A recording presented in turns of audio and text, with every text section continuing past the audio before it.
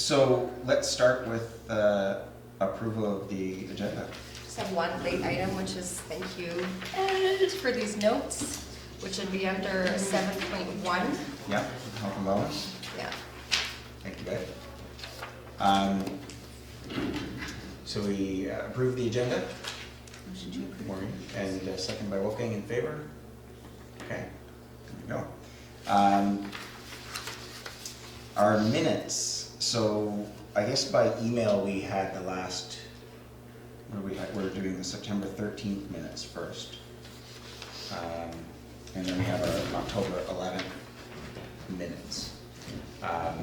Now, did anyone have a chance to review the September 13th minutes ahead of time? Yeah, okay, I had a quick look. Did you have any concerns, Maureen? I didn't either. No. So I think we should just make a motion to approve the September 13th minutes. And second to Ed, and all in favor? Okay. Now, the October 11th minutes, which are last meeting, we had on the same email. Hi, Wendy. Hi. We're just adopting the minutes. Thank you for calling. No worries. Did anyone have any questions on the October 11th minutes? Steph and I talked briefly, and just refresh me, because at some point, and it may not have actually been in that meeting, we talked about our strategic planning session, and we talked about setting a date for that. I think you and, that was an conversation yeah, you and I had. Right, And okay. Okay, so we didn't have that in the, okay, so it's not to be in the minutes, that's great. So motion to approve the October 11th, minutes, Ed, and Maureen, and in favor? Great, okay, let's move forward. Do we have any public comments? So, welcome to our members of the Bowen Island Municipality and otherwise. Hi, Natasha. Hi, sorry I'm late. Yeah, no problem. We're just approved the minutes and the agenda. And the health and wellness report Ed submitted. I don't know if you saw that email, but that was an item. So we've got council referrals, plural. So I think in interest of time, if we're ready, Daniel, then are you ready to do that? Yes. Okay, let's dive right into it.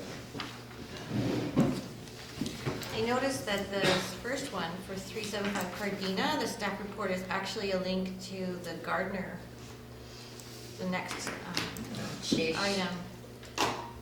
Okay. It's just a repeat. This was stuck in the copy and paste, stuck in the mouse. I can email it to you guys now. Would that work? Yeah. Sure. Thank you. Sorry about that. So while Seth does that, maybe I'll start the presentation. And the applicant for this was arriving, and I think he saved on the 12:35 fair, so he should be here shortly as well. I think if you have questions specific, we'll be able to address them. But so this is a rezoning application at 375 Cardena Drive, which is the Bowen Island Marina. Let's see, so most people know it. It's adjacent right by the ferry terminal at the foot of Bowen Island Trunk Road. So this is what it looks like on the dock. The shops that are there, and this seating area. And so in terms of our zoning, it's zoned. The property itself is outlined in this blue line, and the property follows a number of different zoning schemes. So there's a house on this property that's zoned SR2, which is a common residential zone in Bowen, settlement residential 2. And the marina itself is in this village commercial 2 zoning. And so the marina recently changed owners, or in the last couple of years. And then through our business licensing bylaw, when the businesses have applied for business licenses, we've noted several places where the current operations on the marina don't conform to the current zoning. And so accordingly, the new owners have applied for this rezoning application to, in essence, permit things that had been existing at the time of their purchase, but that do not meet our current bylaws. So what I'll do is I'll just go through, because there's sort of two components. There's stuff that happens in the SR2 zone, which may not be as relevant for the EDC's review, but I'll go through that first, and then I'll go through the pieces in that commercial zone. So the SR2 zone, there's a single family house on the property. And in our SR2 zone, we allow dwelling and we allow accessory residential use. Faster accessory residential use is essentially a secondary suite or a detached secondary suite on the property, depending on the size which you can do. And we allow not more than one accessory residential use permitted on the lot. So this house has 2 secondary suites in the basement. So they have one secondary suite that's this size that's actually larger than the maximum size that we allow, and the applicants applied for and received from council a variance permit to allow that suite to be larger. But at the same time, they're going through a rezoning to be allowed to reinstall the secondary suite in the basement of the house. So that's the components of the settlement residential zoning. And then regarding the village commercial zoning on the marina itself, I can't read this from back here, but it's in the BC2 zone. And of interest to this application, it allows land-based marina facilities. So that has a definition, and so it's the use of the upland adjacent to a marina for things, and critically here it allows locally produced craft sales, takeout food, boat and bicycle rentals, and cottage rental. And then sort of uniquely for our zone, rather than allowing a certain amount of building on the site or a certain certain floor area, or we sometimes talk about floor space ratio as a way of saying how much you can build, this zone says that you're allowed the buildings, those buildings that were permitted by, these are Islands Trust permits issued in 1989 and 1995. So those are the only buildings that are permitted in the zone, or those that are captured in those development permits. And then, so this is the site plan in that 95 development permit. So it shows 2 buildings on the dock here. Third one is used for the bowling island kayak rental place. And so the zoning says those are the only buildings that are permitted on the lot. So of issue in terms of the rezoning is that subsequent to that, as I showed in the photo first, there's been an infill building retail space between the 2 buildings, and this building too has had an addition put on the side that's for a staff washroom. And then, yeah, so essentially because of those additions that were done without building permits, we're not able to issue business license for the buildings for the businesses in those buildings. Without work being done, and that would be part of our rezoning. And then in addition, the land-based marina facility allows takeout food establishments, and so the rezoning would also try to establish some sort of seating that would be permitted within food establishments. Both those operations have seating that's either immediately within or associated with those businesses. So those are the 3 aspects of the rezoning. So to allow an additional secondary suite within the SR2 zone, and then the village commercial portion, so to amend to allow seating to happen within food establishments, and then to permit additional buildings. So that's what's has happened since that 95 development permit. And then I just have this flag here that's subject to building code considerations. So our building inspector in his review had noted that he had concerns with some of the way the work was done, and then the infill building between the 2, that there would need to be building code considerations when reviewing that. But so we're looking for sort of broad policy level acceptance from committees and then from council that this is something we want to see, and then it's working with the building inspector to make sure that what is there is safe and meets building code and can operate as a business. So that's my presentation of the background of the application, and then I'm happy to answer any questions. The word within, seating, Yeah. well, because right now there's outside seating in the summer. Yeah. That's allowed, correct? Yeah, it's probably a little gray. Like, Okay. So on the dock, right, if there's seating that's under the tents, that's clearly Yes. that's public seating. Yes. When it's the seating that's like around the taco shop, Okay, is more iffy in terms of, well, is that still a takeout? If there's a contained seating area that's around the building, is that takeout or not? okay, okay, Yeah. So I'd like to redo the zoning that captures it since it's clearly permitted. okay. Yeah. How many businesses are currently there? Is it 3? 3, so the branch has the retail component, that's like a subset of the business. You can Tell Your Friends Cafe, the kayak rental. So just 3. Yeah. Thank you. Branch is the taco one? Yeah. Yeah. Well, I would say that my experience of that over the last number of years is that it's become more vibrant and serving both tourists and locals quite nicely. I mean, from a perspective of how our island is serving both local population and tourists. That with regards to the commercial part. And I think it's also a very useful space for kind of like new business owners, because it's not huge, so it's a little easier for a startup business to be able to afford the rent, and they get all that high traffic and visibility. I don't know if this is necessarily, I know the proposal is very specific to encompassing sort of what is existing already and having it go on, within that envelope. But curious to know, is there a sort of a long-term vision for that part? In other words, is this an area that would accommodate additional businesses or additional activities? Is this sort of consistent with our vision for the future, or do we not necessarily have sort of any further vision for development in this area? So on the application itself, yeah, it's specific to sort of what they are existing.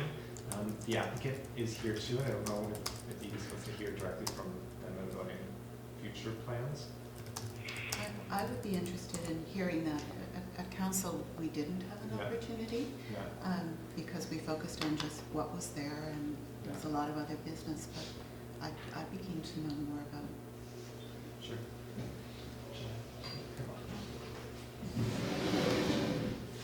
So this is Jonathan Grimble, and he's the applicant of the application. Good afternoon. Hi, John. Hi. So the short answer is we don't have a long-term plan, other than we do want to do more stuff there. This was also triggered by the business licenses, and our job is to protect our existing tenants as best we can. So we really went in there site-specific to what was not there zoned properly. We bought the property a year and a bit ago now, so some of these things, we also acquired these things with the property when we bought it, and weren't expecting these. So we focused on that. We really wanted to operate it as is, where it is for several years, just to kind of get a feel of what was going on. Work with all our people that run there are locals to the island. None of the owners live on the island, so we did want to come in and sort of throw the apple cart upside down and kind of get a sense of what would work there. And when I first met with Daniel about this, I sort of sat down and said, well, what would the island want to see there? What do people on the island want to see there beyond the tourist side of it? Because obviously it's seasonal for kayak especially, but the other guys, we'd like to see them operating year round and people coming down there. So what interest are there for the island for there? So I think as we go through this process, there will be a public open house as we get to that. And that's the kind of stuff we kind of want to get the feedback on ourselves. Because I think there is a great chance there to do, I don't think it can be a huge, massive area, but is there a couple more buildings? Is there a little bit more FSR that we can use just to help, generate the traffic through there and make it a little bit more of an all-around and all-season kind of event down there. So I think that's our view. But we certainly didn't come in here with a big plan drawn up somewhere that this is what we're going to put in here. And that wasn't the goal at all. So, but happy to take other questions on it. Or Which business is in the infill building? the infill building is Branch. So Branch has the taco shop and the ice cream. They have sort of a giftware kind of idea sort of in between the two. So it is under Branch, but it's kind of a separate little side business to the two of them. So since it's been identified as subject to building code, Yeah. Is it still, has the municipality asked you to shut that part while it's waiting for approval, or no? No. Good. We were asked to have the, I think the fire chief came in early on, once this all sort of started. We had to do a few little checks with that. We put different smoke detectors in, fire extinguishers and all that kind of stuff, and basic life safety stuff to make sure that that part was safe. And then with the process of going through our rezoning. So no, nothing's been shut as we worked through our rezoning. That was our goal, was we obviously want to keep our existing tenants up and running and doing all that while we figure this out, because once we realized there's some issues there, but we did what we can immediately. We did some fire separation stuff and some basic stuff in there. Okay, so that's all that was really required then? For this point, it's not, by no means do I think your building inspector, Greg, would go in there and say that it's up to code. But we did do some things to sort of get through this, I'll call it, indeterminate period while we figure out what's going to happen. Okay, good. One quick question, Daniel. A lot of those structures are built on the dock, correct? They're all built on Okay, here. what's the condition of the dock? Because other parts of that that docking area are beginning to show some wear and tear? We do have the last structural study of it and stuff like that. I think Okay. we're due to do it again next year. Okay. But as far as we know, there's no Okay. immediate structural issues and stuff like that. We haven't noticed any pods settling in the buildings or anything like that. Our tenants haven't noticed anything. And the Tell Your Friends Cafe did do some work in there as well, and during that, we didn't have any experience any difference or find anything out. Okay, thank you. Was there a discussion about public washroom facilities at council? Has that been addressed at all? It's not a small issue.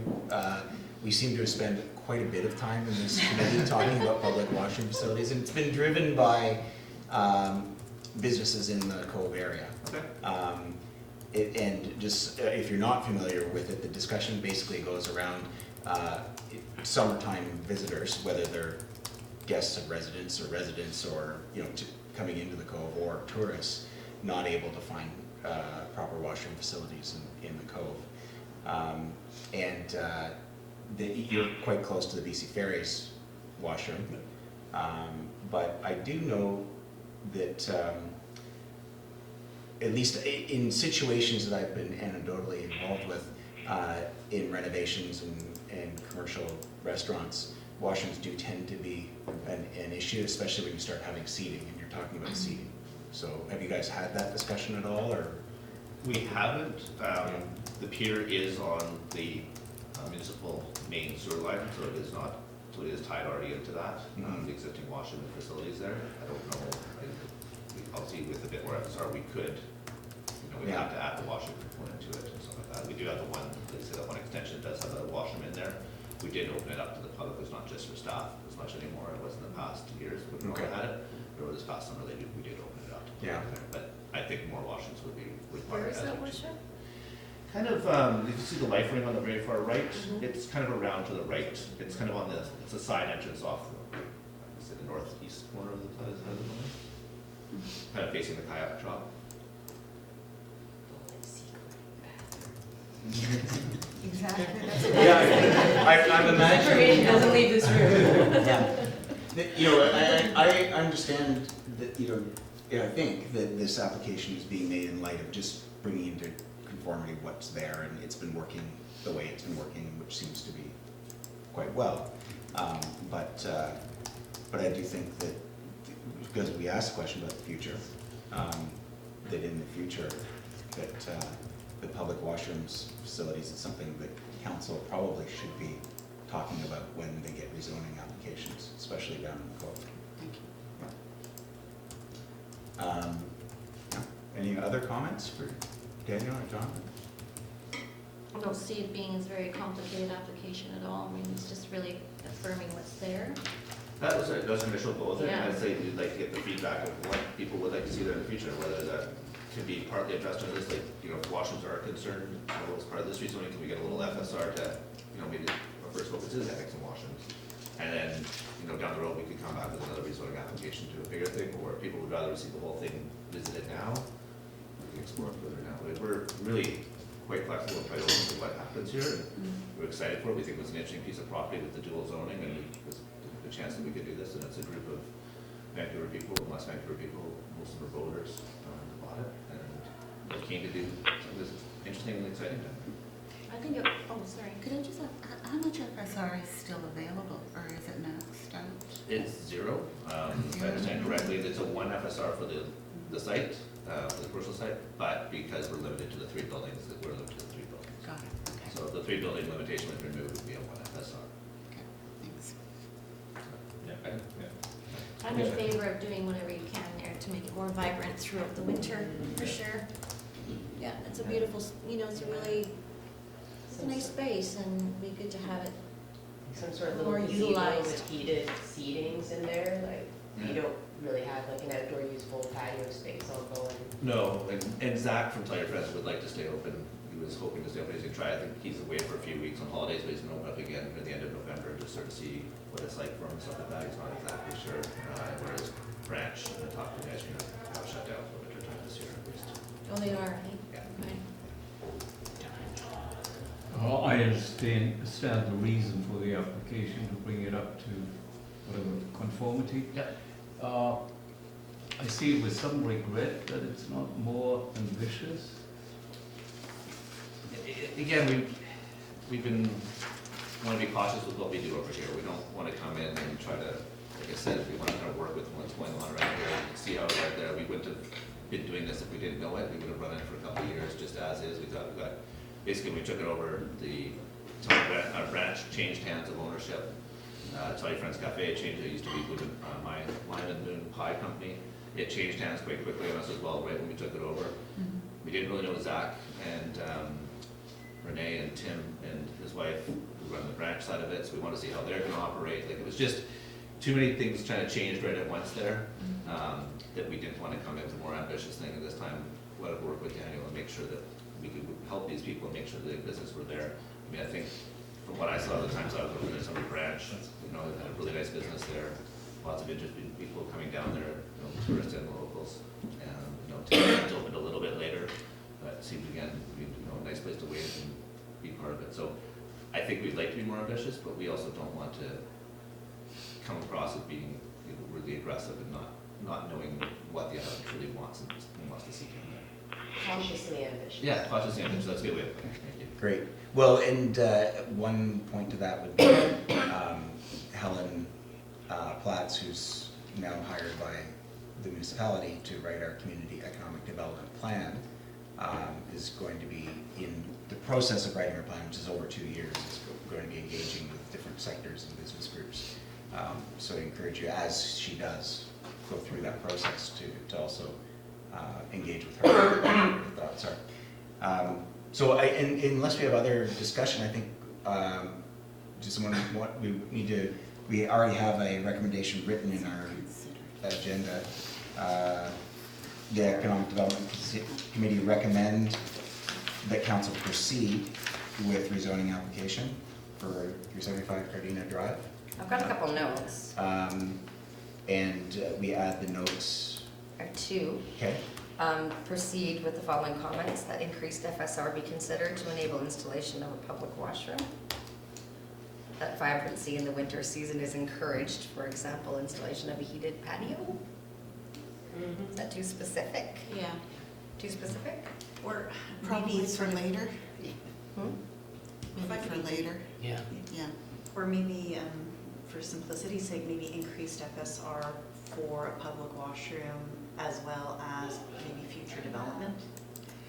I think the issue, I mean, Daniel could speak to the issue here, but I think that would involve a lot more work. Is that true? I mean, Like, not necessarily tying it. so when I went to the APC, their broad comments were like they supported more development of this Yeah. property. And we spent some time as they tried to talk through what that would be like, and ended up their comment was something like that the ABC support increased development on this property or something. And maybe the EC is a similar thing. If you're not saying, you know, specifically what, but you support something more happening. Including the development I of the think, public washroom. yeah, like that. Mhm. Okay, So that's to, instead of both of these, then, No, I think just another. the public washroom could stand. Okay. As you have it. and that further development be encouraged in this area? But we would see it we would look favorably on an application for further development in this area. That we would look favorably. I don't think you can really do that unless you had an application Yeah. in front of you and know what it was No. for. That, okay, yeah. I just think that, you know, Would encourage would the, encourage more thought or planning or ideas or whatever around making it continue, you know, even more vibrant than it is. How about future development to be considered at a later date? Or that we I appreciate don't its think you vibrancy should and use the would word encourage development, Okay. because that means Future improvement. building something. yeah. I think we should just deal with what we've got in front of us. Yeah. Okay. Which is to Right. say yes to the recommendation, Okay, and the property owner has heard the feedback. Yeah. yeah, Daniel's heard the feedback. yeah. Yeah, okay, All fair enough. council wants to know is Yeah. thumbs up, thumbs down. Yeah. Okay, And it's so, thumbs up. so thumbs up with the one comment about washroom. And I can put it in the minutes. That Yeah. everyone's- Great, okay, so do we need to reread that? That the EDC recommend that council proceed with zoning application RZ 02209 at 375 Cardena Drive with the following comments. that increased FSR be considered to enable installation of a public washer. Great. Ed, you want to A move little that? bit. Okay, second, Maureen, and all in favor? Unanimous. Great. Thank you. You're not saying goodbye to Daniel, you're saying hello to Daniel again. Okay.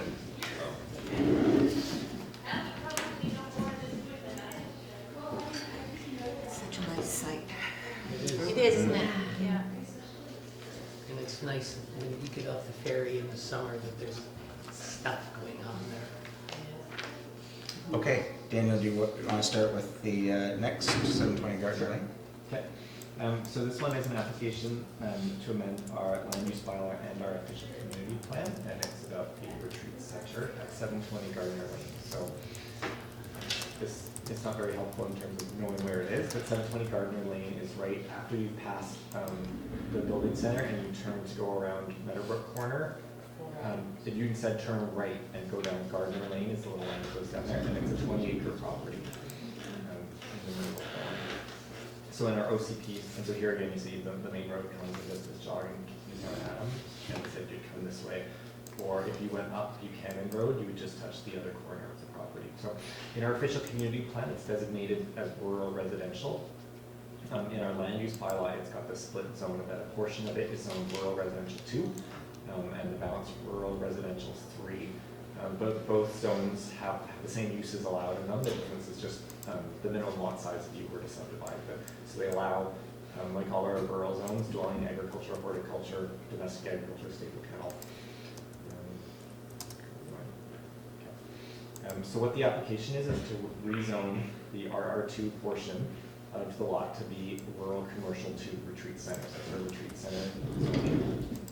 So the applicants purchased the property within the last couple of years, and they had been running Nectar Yoga and B&B out of their property in Miller's Landing.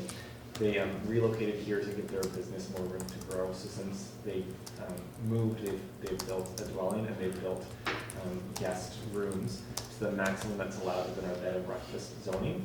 So our bed and breakfast zoning allows, depending on the size of the property, up to 5 guest bedrooms. And you can do that in accessory buildings up to 1,000 square feet of space for your guest bedrooms. So you can have 5. And simultaneously, they then run a separate business. It's the yoga business. So they have a yoga gym and can run yoga classes as a home occupation. And both of those allow you to have 2 employees on the property as part of that. So essentially, they've purchased this property and they are operating it to the maximum that's allowed in the land use bylaw as a home occupation. So they're looking for that next step to expand, to rezone it to be a retreat center property. So retreat center uses in our land use bylaw has a definition. So it's a use that provides for the operation of spiritual, cultural, educational, indoor or outdoor programs for single day or in-residence guest use. And they include seated accommodation for a maximum of 40 in-residence guests in a single building or cabins, 1 shared kitchen, an eating area, bleeding areas, bathroom, accommodation for staff, 1 residence, and accessory buildings.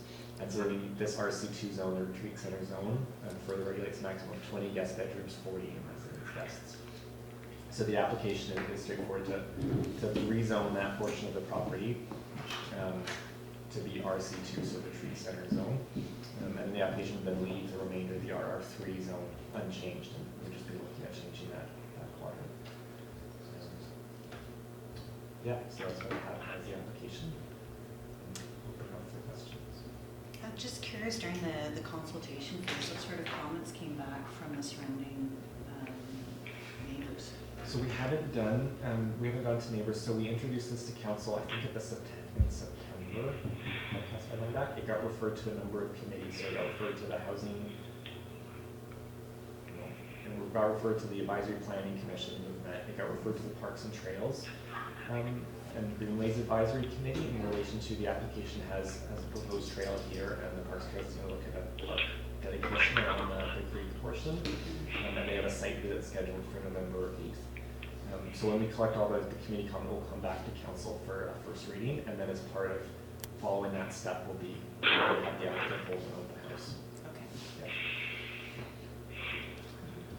What are you said the difference between R2 and R3 is potentially the Yeah. subdivision possibilities?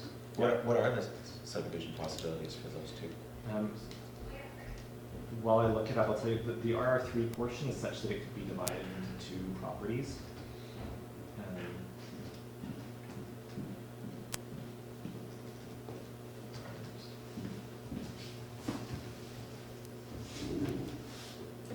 Alright, so the RR2 has a minimum average lot size of 4 hectares with a minimum of 2 hectares, which is sort of 10 acre. So an RR2 needs a 10 acre average lot size, whereas the RR3 needs a 5 acre lot size. So this is in essence, this is 10 acres for the RR2. That's the minimum lot size it could be, whereas the 10 acres that are RR3 could be 2 5-acre. Right. Okay. What are the white balls there? This is showing up our creek. So these are ponds. There are ponds. Yeah. A water, drinkable water sources, is it a well? Do we know It has a water license off the creek, okay. and I believe there are wells on the property as well. Who else has the license besides? On Bowenbrook. Yeah, do they share the license with anyone else? They don't share their license with anyone else. Okay, I don't know. I think there are other licenses on. that's what I meant, yes, Yeah. Yes. Yeah. okay. I'm familiar with the property, and I understand there were some reports done earlier on that indicated that that property, water-wise, could support many, many, many more dwellings than that. Okay, good. And yeah, if you picture its location, essentially, it's the downslope of Mount Gardner, so it's quite wet. It's actually all the runoff coming down underground. And you're saying a trail's being proposed through that corner there? Yeah, so our OCP has trails identified along this boundary, and along essentially up Buchanan on this side. So the Parks and Trails is doing a site visit next week to determine sort of feasibility, but that's where our OCP envisions trails, and the applicant has included that in their application, that there'd be trail routes connecting to those. And there's a municipal park that runs around Bowenbrook on this side. You can't see the property. What would the trail connect to? Is it connecting to the Mid-Island Trail? So there's a trail that runs already along this park line that then comes out on Gardner Lane. There are crown trails that run through. Now some of this is still a private property piece, so it's like the trail easement in park is like for future connection of these people came forward.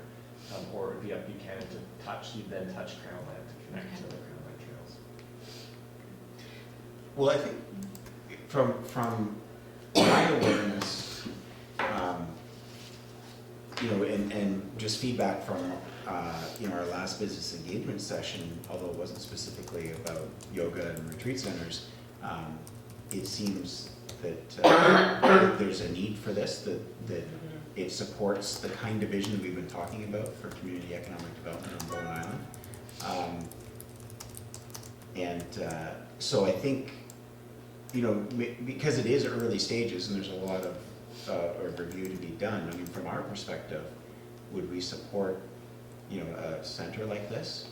We could probably just vote on it. I have one other curiosity though, and that is, I'm not understanding the retreat center zoning a little bit better, because it allows for quite a few guest rooms. What is the difference between that and some kind of zoning that might allow a hotel, for instance, on Bowen Island? Is it, how does it differentiate itself from that sort of commercial use? Yeah, so I think in terms of the zoning, so we have a zone that's we have a guest house definition, and it's smaller than the retreat center, but almost it has the flip. So the guest house focuses on you can have this many guests staying overnight, this many cabins, and then it's you can also do sort of workshop or something out of a guest house. Whereas the retreat center flips it, right? And so it's the use of the retreat center is for the spiritual, cultural, educational programs, and that says you can have people stay overnight as part of that.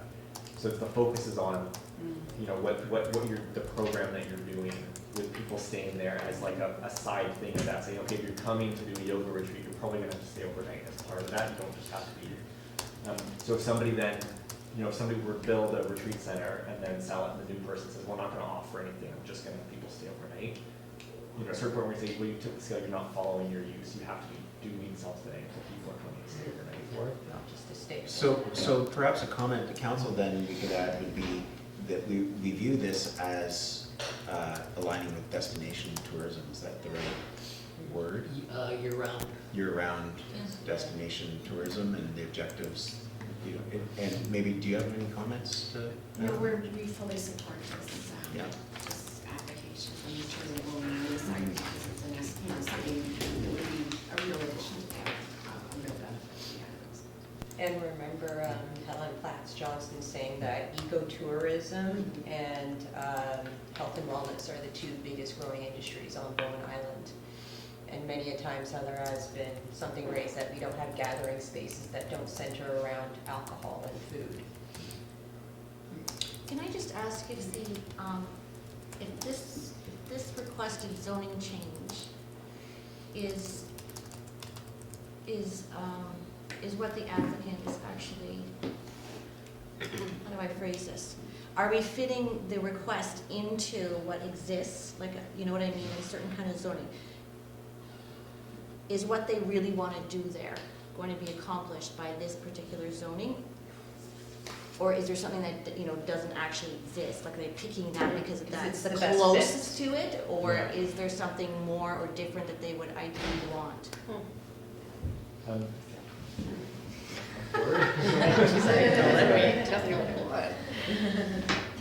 Hi, I'm Andrea.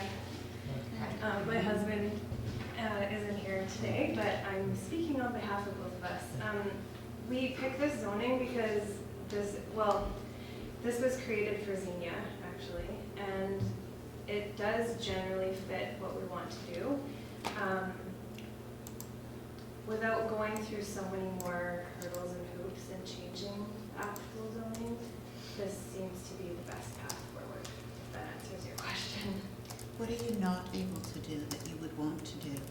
What does I mean, this- there's a few ideas that we've had along the way of things that would be nice to do on the property if we had the money and if we had, you know, just so many, I don't know, so many factors, and these are kind of more dream type of things, but the immediate growth of our business and what we intend to do, which is create, you know, a sacred space for people to come, and we already, you know, had our old property, and we, in 5 years, welcomed about 1,200 new visitors to the island, and we still welcome so many hundreds of people. We're the #1 bed and breakfast on Bowen Island on TripAdvisor, and people are just very generous with their reviews and comments about our place. We also host community classes, so I would say generally this kind of approaches all the things that we need. I mean, we would like to, you know, just dreaming, we were thinking it would be really cool to do some kind of spa type of concept, where we could have people come and have saunas, and we have an abundance of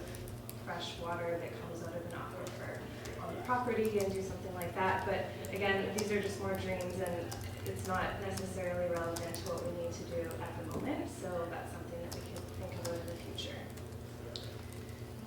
Okay. Yeah. I think that's, yeah, because I understand, it can seem very daunting, right? If you were to try and go whole hog and, you know, as, is it, Daniel. no, Jonathan. Jonathan said, you know, get through one bit and then, you know, go from there, right? Yeah. Which I guess is smart.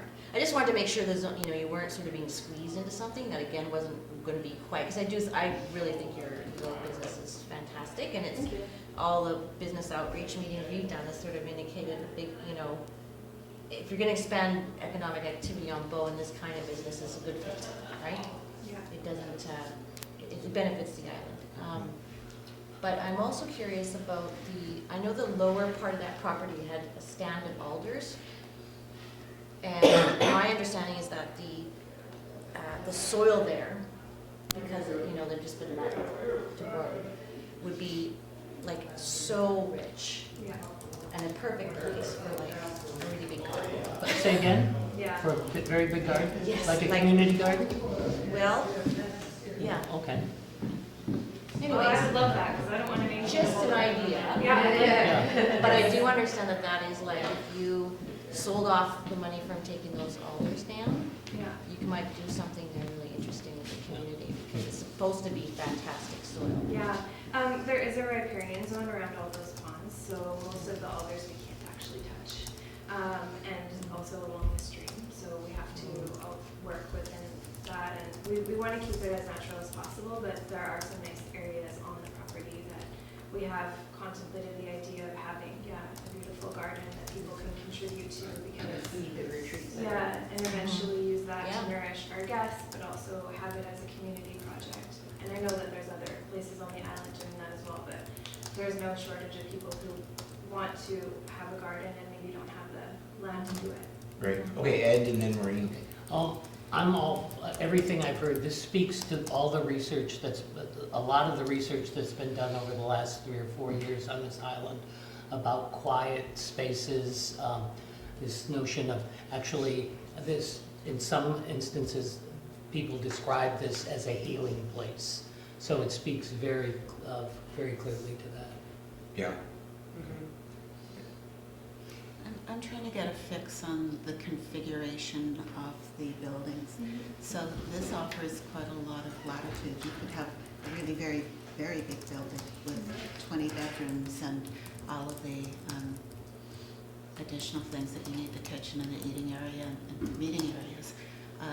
But it also could be a fairly large building with 10 cabins. Am I reading that correctly? 10 two-bedroom cabins?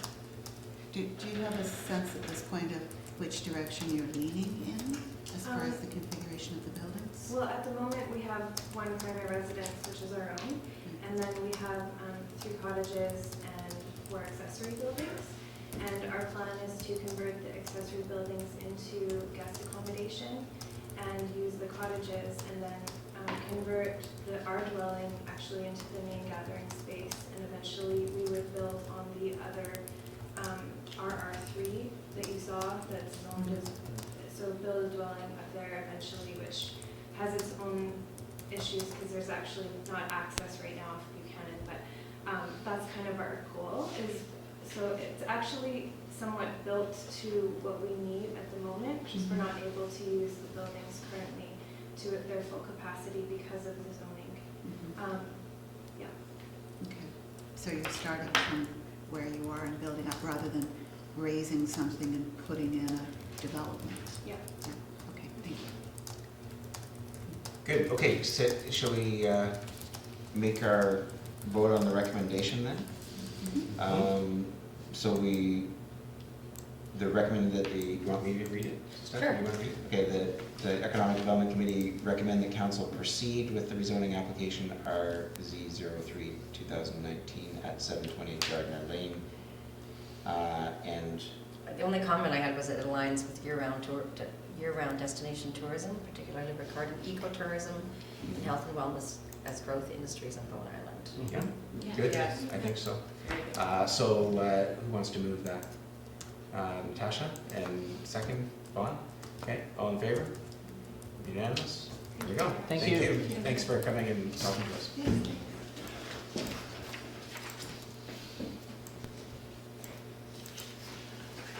And then, Daniel, you just don't get to get anything. Do it all. The Daniel Martin meeting. Sorry, Dan, what was the word? I can't remember.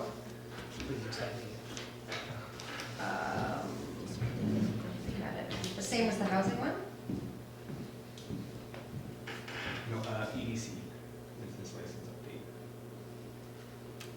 It's redundant. Right there. Yeah.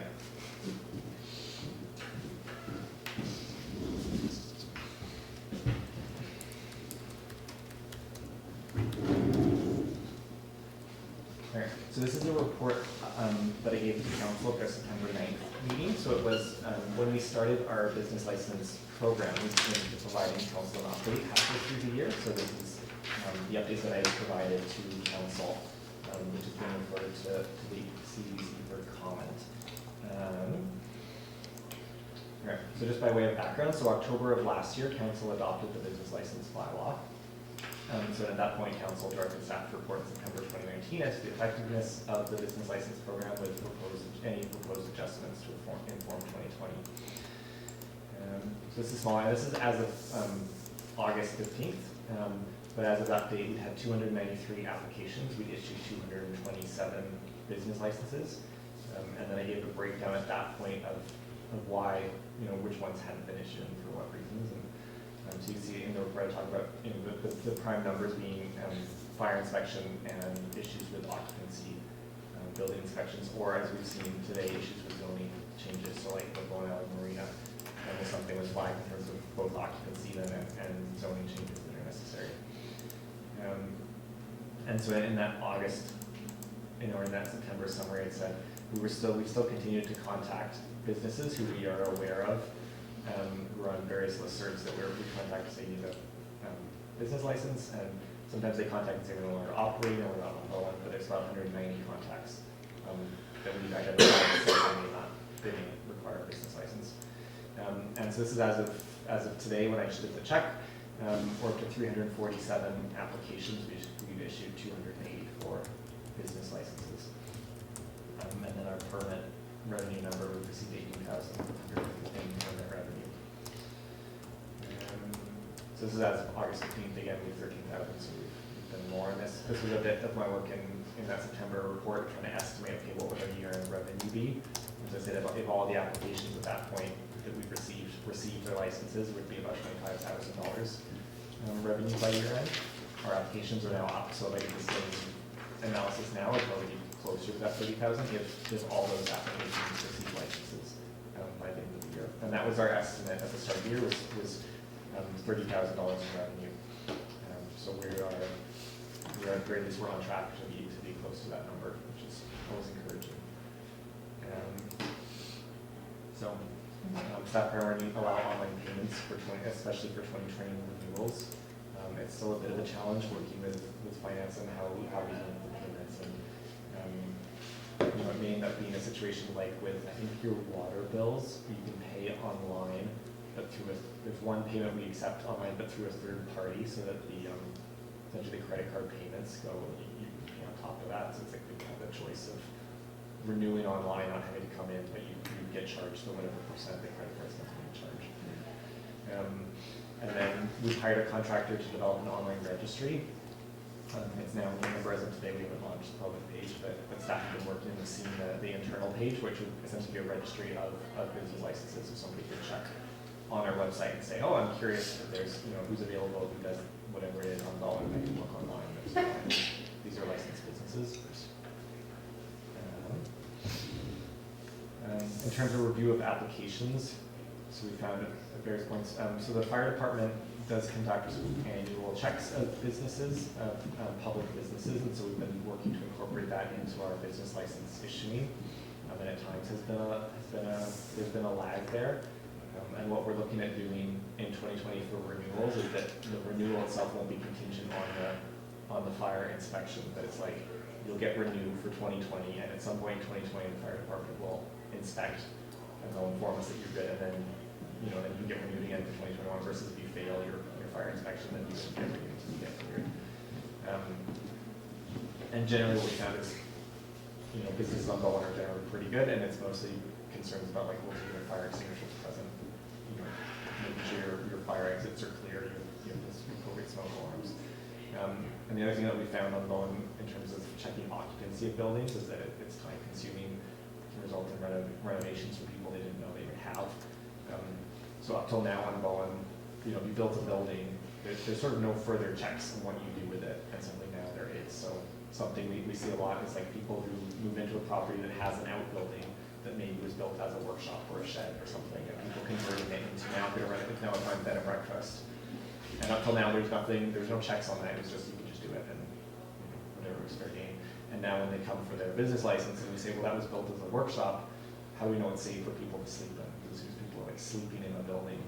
We're much more concerned about, well, is there egress? Can you get out? There's a fire, can people get out of the building? And is it not? It's fire safe. It's not going to spread or catch on fire easily. And those things that previously, people haven't had to deal with, and so now it makes this new check along the way. terms of feedback, so leading cause complaints from people are businesses that are physically located within the municipality but conduct all their business through the internet. So people say, you know, I'm a consultant, whatever, I work in my house, everything's online, why are you regulating it? And then some feedback from small businesses that have concerns about paying the same fee as larger businesses. So when we brought in the business license bylaw, the goal was to have a really simple and straightforward and fee structure. So we weren't saying like, well, it's based on how many employees you have or your square footage or your revenue, and we're just like, it's $100 for a public business. And people now did the flip, but then if you're running a smaller business, you say, why is it fair that I have to pay the same as a larger business on one? So it's sort of a trade-off. So one of the things we started exploring business license bylaws include regulations for businesses. So we've been doing a long-term planning review of short-term rentals. And as a key part of that is in terms of we regulate short-term rentals, that now business license bylaws can include regulations on there. So we can say, well, you can have a short-term rental, but you're going to have conditions that you need like a good neighbor agreement, and you need to have a local contact for that business so that neighbors can complain to somebody if it's noisy or whatever else. So it's that tool that we have now, so we can allow things, but say there's actually steps you have to do. Additionally, with kennels, so one of the recommendations that council made as a result of staff written, the recommendation is to have kennel regulations in it, so the impact on neighbors. So if you're running a kennel, that you're making sure the dogs aren't keeping your neighbors up. Quick question, is that for new applications or for the existing 2 kennels on the island? I think there's more than 2, but Okay. But it would be for existing and new. It would be for all, so essentially when you regulate it, it's for all businesses in that category.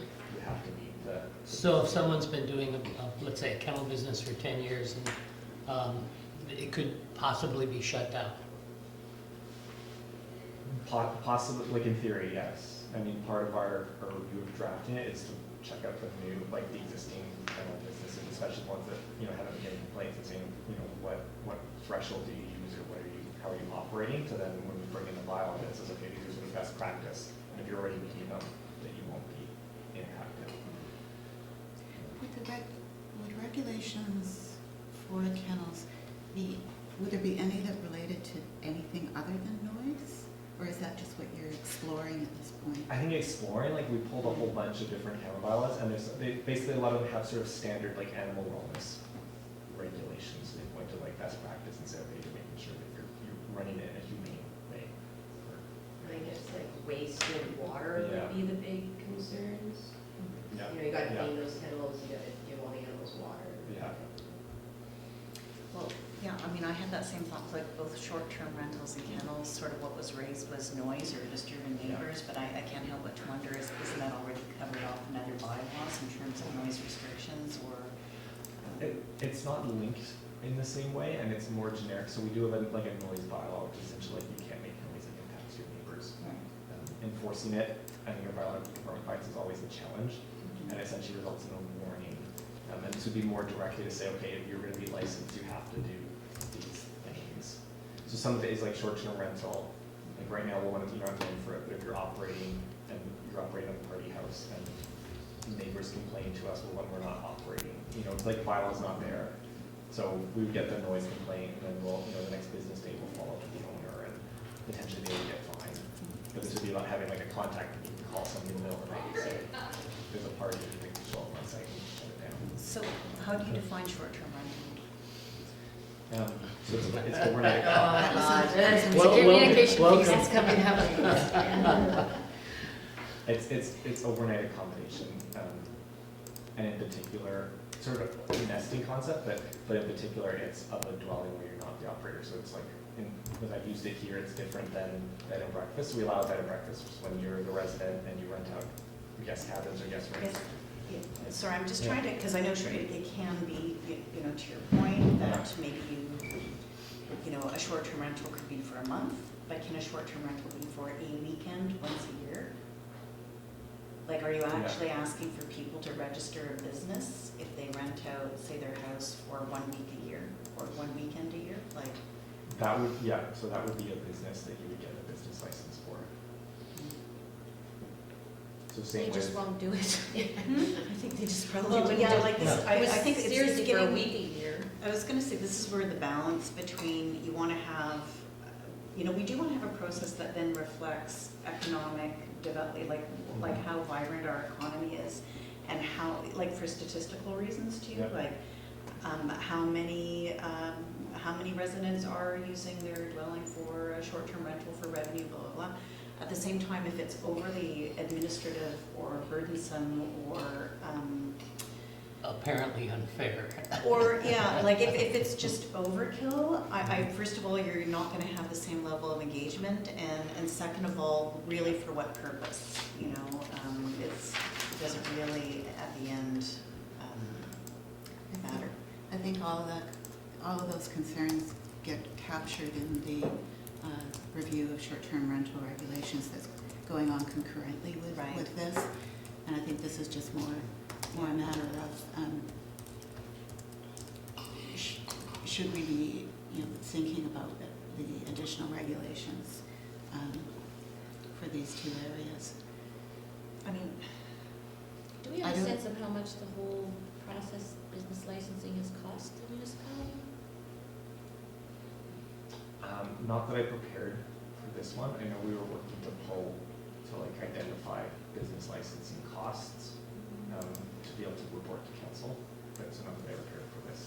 We do have the staff plan for the Yeah. position that was put in place. And that was where that 30,000. Seems like a lot of people have been involved though, like Daniel's work, Tessa's work, I know numbers of people, and now someone said here has been hired as a consultant to look at doing the online payment system. Like, I'm just curious, right? We were, Yeah. for $25,000, what does it cost the municipality? It'd be good to Well, know. Yeah, I think it would be, but I mean, I think there also was an expectation that the startup costs would differ from the ongoing operating Right. costs. And once the structure's in place. Years ago, when we first started talking about business licensing, wasn't the primary purpose to understand the businesses we had on Bowen? Because we had no information as what businesses were on Bowen. I'll say that was the primary, secondary reason for it. Because the primary reason is public safety and, well, essentially public safety, but it breaks down into. Was that the case? Because I Yeah, wasn't when on the we committee did when our we review that. of business Okay. licenses. There were half a dozen reasons that Yeah. we identified, and Okay. safety, public safety was Okay. the first. Public safety, okay, so, but now we're getting into things like noise and issues like that. Were they also, I wasn't on the committee when that happened, Well, the enforcement of our existing bylaws yeah, is together with and separate from business licenses, right? right. I think where it connects is that if there were a whole lot of noise infractions, I don't think there's any current, and therefore you lose your business license, Okay, statement, and I think that kind of connection might need to be considered here, and that's where this okay, makes some sense. okay, so this is, I understand, okay, thank you. So with secondary suites, am I understanding this, that if you're gonna require anyone with a secondary suite, does that mean that they're actively renting it? Or does it just mean that they physically have a secondary suite in their house? Yeah, so I guess that was the last part, I think, of my presentation, and so the key piece almost was that at the time when secondary suites were, or the business license was brought in, we said, well, phase 2 is thinking about secondary suite rentals as required business license. So I flagged in the report, staff had concerns about doing that at this point, and so the recommendation for council and council passed was not to do it in 2020, not to think about it in 2020, but to think about it as what the implications would be. So prior to 2008, secondary suites were not permitted on Bowen. So any suite built before that date, by definition, was built without a permit. And we at that point we didn't have requirements for secondary suites. So right now we have like a size requirement for secondary suites. But prior to 2008, we didn't. So if somebody built a secondary suite in their house without a permit, it could be any size. It might be bigger than the 90 square meters we allow now, which means that if we said, okay, now you need to legalize it, well, they'd be basically trying to reduce the size of it or get a development variance permit for it beyond sort of any building permit. stages. What was the thinking behind limiting the size?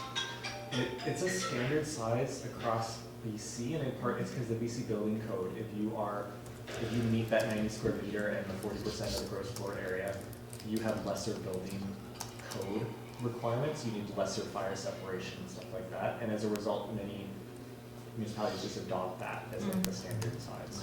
In one of your statements, you spoke about businesses not able to obtain a license. What happens to them?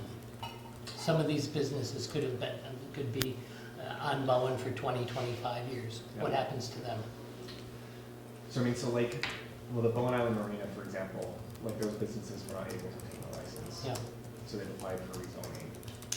So council, and so basically we haven't enforced the bylaw, well, we haven't at all, but our policy that, if you're actively working with an application, we're not gonna start threatening you that you're not complying. So like the Bowen Island Marina, those businesses don't have business licenses. Okay. Because they've said it, we don't have occupancy, so they're working towards the solution, and they Yes. say, okay, that's sufficient for, but in theory, like if council were to turn down the Bowen Island Marina rezoning, we would then, as sort of a follow-up from that, would be go to those villages and say, well, you can't operate, you don't have a business license because you're building, we're fully aware that your business does not comply and therefore can't operate.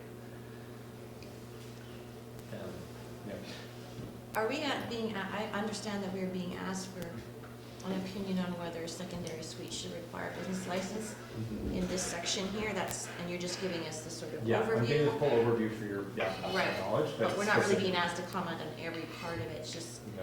kind of coming to that decision around secondary suites. Yeah, I mean, I would say I'm happy to take any comments, and I'm happy for the I would like to comment on the secondary suite part.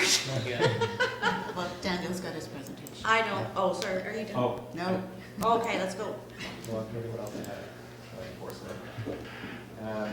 But just, so in terms of secondary suites in particular, so we would say refer it to this committee, but for recommendations and to consider what other communities do before thinking about secondary suites.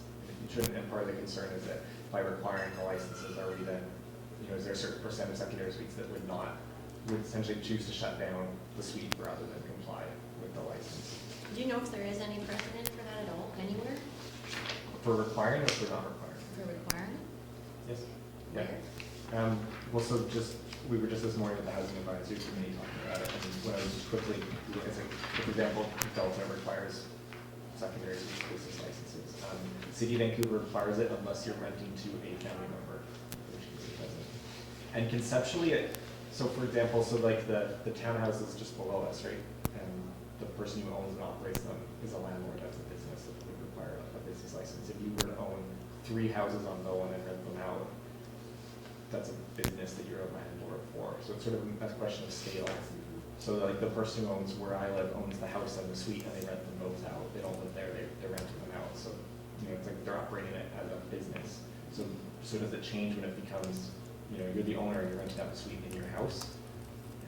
It's the same activity that somebody else would do if they don't live there. It's just a question of scale. So just to clarify then, our definition then of that residential secondary suite is one where you are receiving a revenue. That if you have a secondary suite and say it is for an aging parent, or you're not generating revenue from it, then that would not require then a business license? Yeah, and I mean, we haven't, this was said as as phase 2, we would consider this, so we haven't drafted exactly what those regulations were, but I would assume, if you have, the fact that your building your house has a secondary suite within the building doesn't require the business license. It's the action of renting it out for gain or profit that would say, no, it's a business. So it's really one where you are generating revenue. Yeah. So we could be in a position as a community that is desperately seeking housing to actually be limiting housing options for people. that's the danger that planning has flagged Yes. with the introduction of business licenses for secondary suites. And I think the Yes. foundation of the recommendation that this be deferred until we have a better understanding of what the impact would be. And I would say also until we have more affordable rental accommodation on the island. So we could, this could be deferred not 6 months, 8 months, it could be deferred several years or until our housing crisis is. I think though, Ed, it's important to reflect on the primary reason for having business licenses, which is public safety. And to say that, you know, we're afraid of licensing secondary suites because it will deter the rental stock or reduce the rental stock, would have to have the phrase attached to it at the expense potentially of public safety. Because if you have unlicensed suites with no oversight, then that is at the expense of public safety. I totally disagree. I just like to, want my comment recorded. Yeah. I think there are other mechanisms to ensure the safety of, the health and safety of people who are living in secondary suites. And I think this opens up a huge can of worms for people. It will create a really chaos on the island in terms of our housing situation. And I think it should, my opinion is, deferred indefinitely. Like, I've never heard of anybody buying a business license because they rent out a suite in their house. It's done in the North Shore municipalities as well. It's actually a requirement in many But do you think they communities. do it? Yeah, I think they do it. Like I was saying, I know a lot of people in Vancouver, for instance, who do that, and it's not, they don't think of it as a business. The flip side is that when we looked at the comparator communities, the smaller communities similar to Bowen, none of them required business licenses for secondary suites.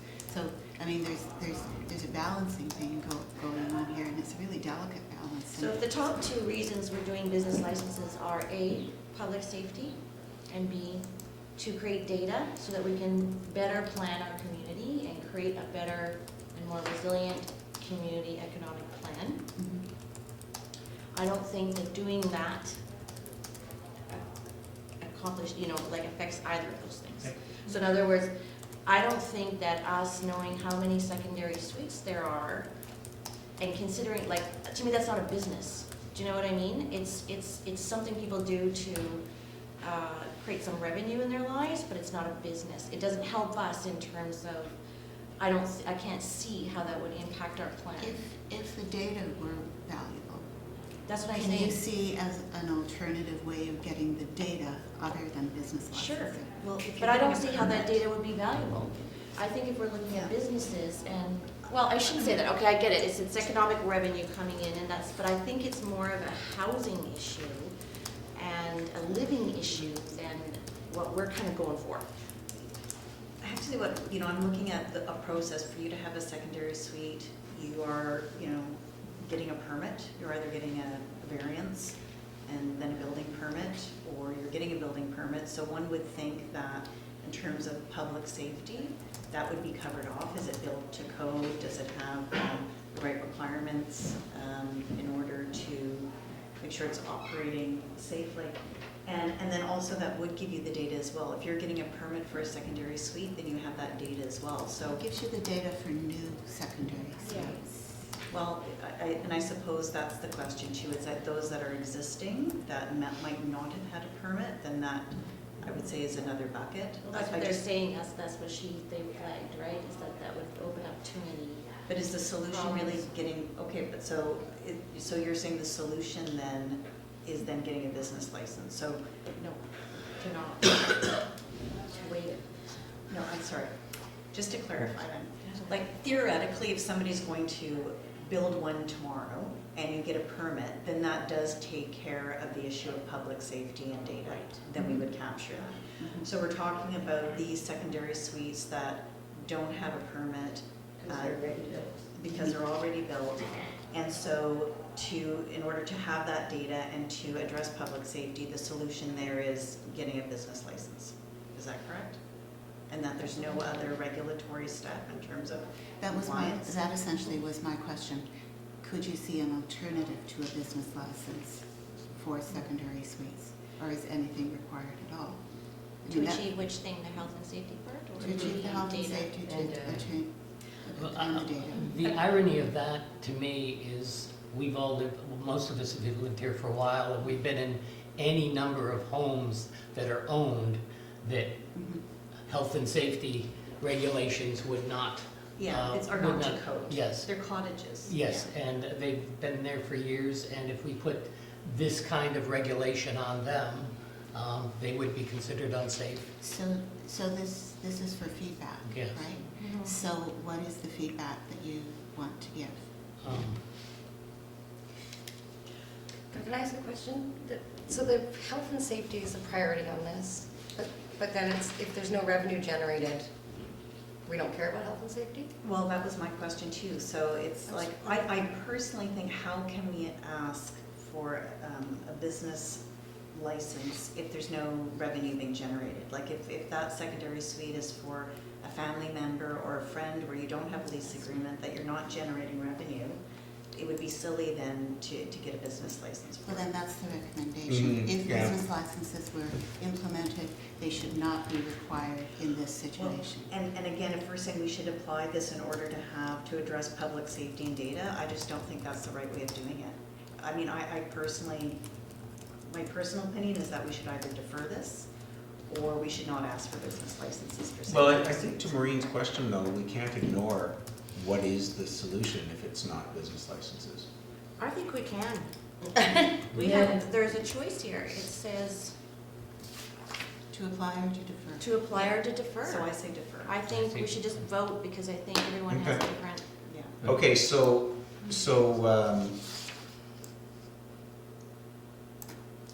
shall we make our one recommendation is, did we capture one, Steph? No. Okay, so regardless of whether they are, well, I guess if we vote to defer, then it's irrelevant. Yes.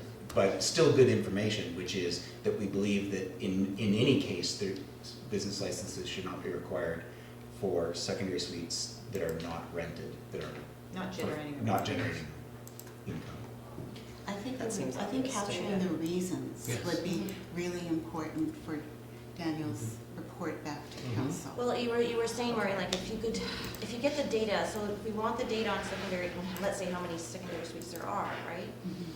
What about this huge study that's underway that we're supposed to have in February? That's a housing study that we had a grant to do, Mhm. right? Mhm. So I can see that being a source of information if that's what we need it for. There are other sources. And then there's also for health and safety, again, there is a residential tenancy board or branch in this province that people Yes, can that's true. address if they have concerns around the health or safety of the dwelling that they're in. Okay, make sure Steph is You know what, capturing these. I'm not, because I just was gonna put it on the screen, so if you can. So your just first point, If we're looking at capturing data, there is this housing housing needs assessment. housing needs assessment underway with a report due in February, I believe. Okay. With the following comments. So the first comment was, Data may be captured.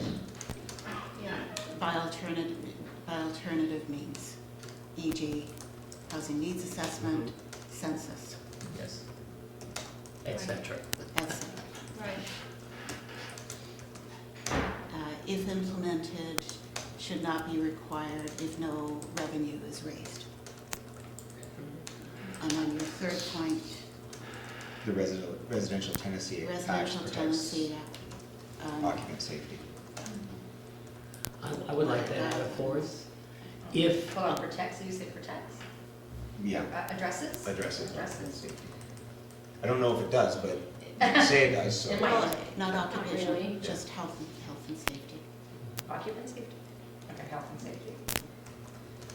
Landlord tenancy issues, so. It doesn't address health and safety. No, it doesn't. Residential doesn't. tenancy, that's where the business license actually is important. Because if you're renting out your basement suite, because now you're a landlord, you're going to have a contract with the person renting your suite, which comes under the Residential Tenancy Act. So you want them to sign off that they're gonna pay their rent, and that you're gonna keep the place from falling down around their ears or bringing them down. So now you are a business. Okay, I disagree, but that's, yeah, Well, I think we need to make that comment to staff, that that needs to be considered then, yeah. So I right? think it's important, in a tight residential rental market like this is where both sides are protected. to some degree, both the tenant and the person renting their unit. First of all, we all know it's very difficult to kick people out, but as a tenant, it's very difficult to not get kicked out.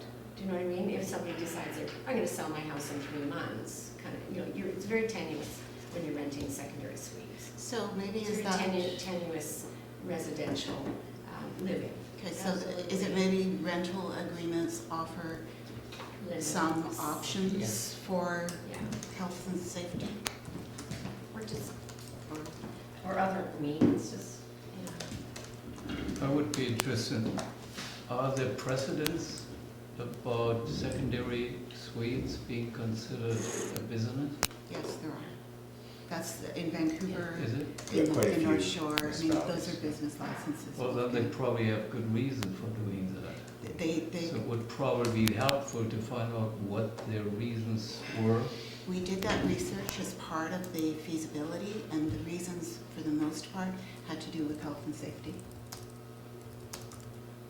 The person with North Van District went on for a good 30 minutes on the importance of business licensing for health and safety of their tenants. And we have to look forward, not just from today's needs and say, do we want to have a housing stock that, meets the real needs of renters, not just the immediate need of just finding a place, but long-term places that are good to live over a long period of time. That's true, but Is that our goal? Is that our goal? No, well, so because we're talking a lot of peripheral, I think when we think about the conversation, we need not act out of, we have to respect what the immediate market is, but we also need to understand, I think about where we want to go. And that's community economic development. So we want to build resiliency, not sort of go wherever the short term pushes us. well, that might be grandfathering some, I was just gonna say some that. things Yeah, it might be. ish in now, and then as of November 2nd, 2019, these standards apply. Well, or in that vein, Ed, new builds, right? Yeah. New builds, because then they can comply. You Yes. can have, they can be told when they're building Yes, they it, that if you're gonna have a secondary suite, you're gonna have a business license, and this is what it has to look like. But seriously, to go to, what?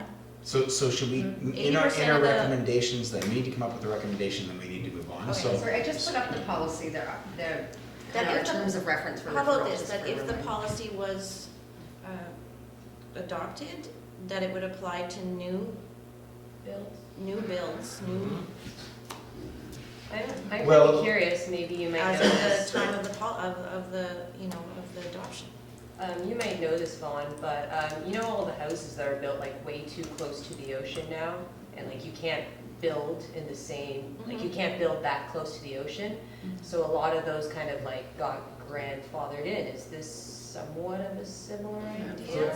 Well, So no, it's they called have- an existing non-conforming Yes. status Yeah. symbol, and it relates to if they were built legally at the time that they were built. So it would work if you were built previous to us having a bylaw that didn't allow secondary suites. Okay. Which would have been like if you built in the 50s, you could probably say, well, they allowed anything back then, you just do whatever you wanted, and you'd be okay. Versus if you're built in like the 90s, you'd say, well, no, the bylaw clearly didn't allow secondary suites, so you're not legally. So what I'd like to propose, just so we can get through these and move on, is that either we come up with, without making specific recommendations one way or the other, we make the recommendations in a form that we say we recommend that staff and council further consider these ideas that we're talking about, as opposed to recommending one way or the other. Right. And then, Well, how about and if, then we vote on that. Otherwise, I think we need to defer our discussion to another meeting. okay, how about if implemented,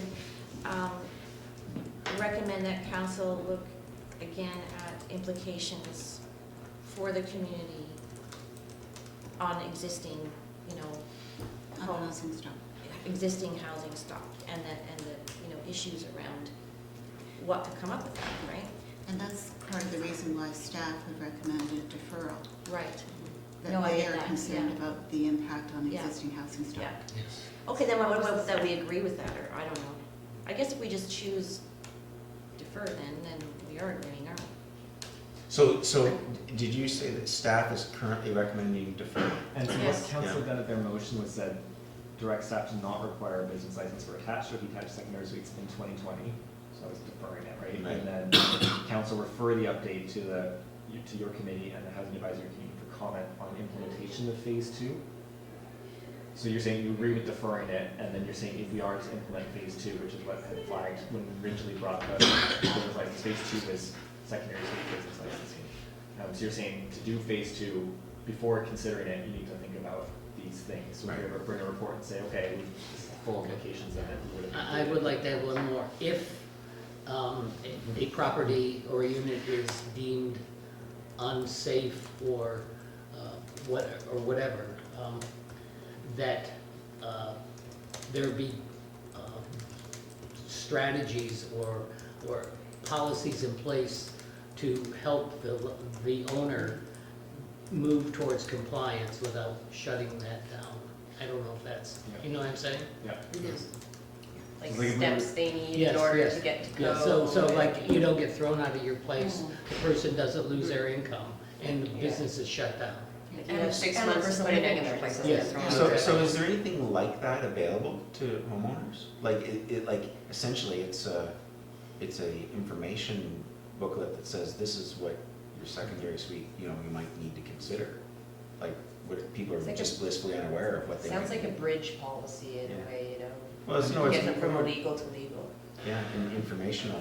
We kind of had a guide on building secondary suites, so if you want to build a secondary suite, we have a Yeah. guide for this, but this would be in bringing phase 2, we would say, okay, this is like, if you've got an existing unlicensed suite or, like an illegally built secondary suite, Yeah. it's like, these are the health and safety concerns that we want to do, and that's what the housing advisory committee talked about, is coming up with that list with the building inspector and say, you have to hit these minimum things, you need your smoke alarms and you need your, egress out of bedrooms and something.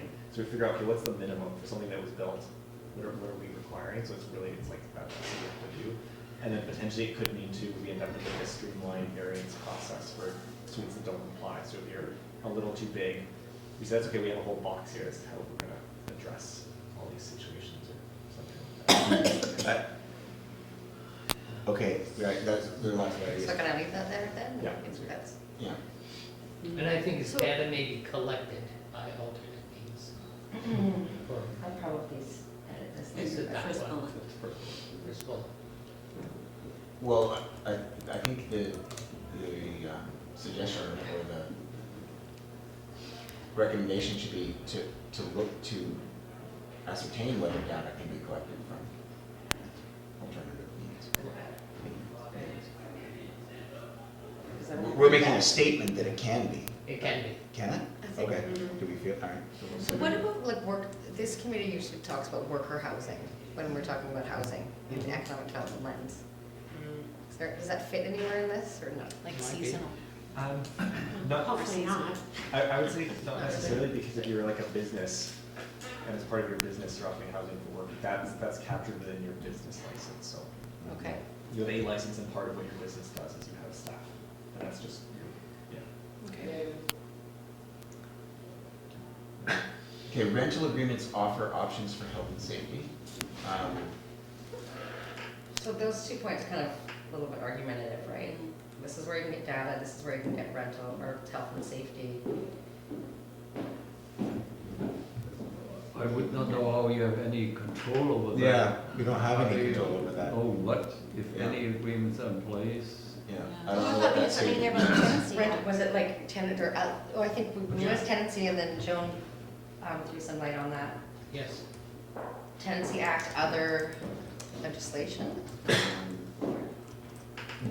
Again, I think it needs to be a question for staff and council. Do these things? Yeah, okay, investigate whether. Yeah. Do they address? What are the tenancy health and acts? safety Yeah. concerns? Address. Yeah, because health and safety is also quite broad as well. Yeah, well, You want a place that you could actually live Yeah, so for instance, are there No hazardous windows. materials in the place? Is there mold? Is it fire safe? That sort of thing. Like those are the pretty standard ones. I mean, not to go down the rabbit hole a little Yeah. bit, but, you know, if you do enter into a proper, you know, lease agreement, you know, there are very set processes in terms of walking through the conditions and that the tenant accepts the conditions, et cetera, so. Yeah, okay. So if implemented, should apply to new builds only. Again, that's a very definitive statement that Vaughn had. Is that what we want? Or do we want them to, again, investigate whether there should be a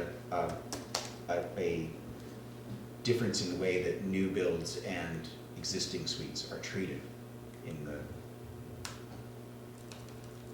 So that was around the whole, that was actually in the context of the grandfathering discussion. Yeah.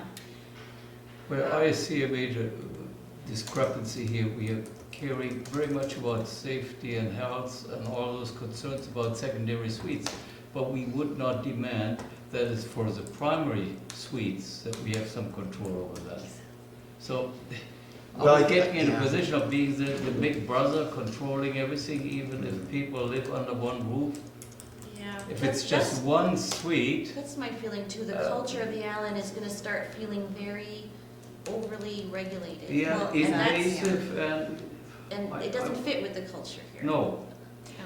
If it's a multifamily, if it's clearly built for the intent to provide rental housing, perfect. But for a secondary suite, which may be temporary, could be, then we would have to have the same demands on the owners to look after their own. Is it safe? And to be or not? honest, So I see how do we claim? in my business, I see a lot of secondary suites.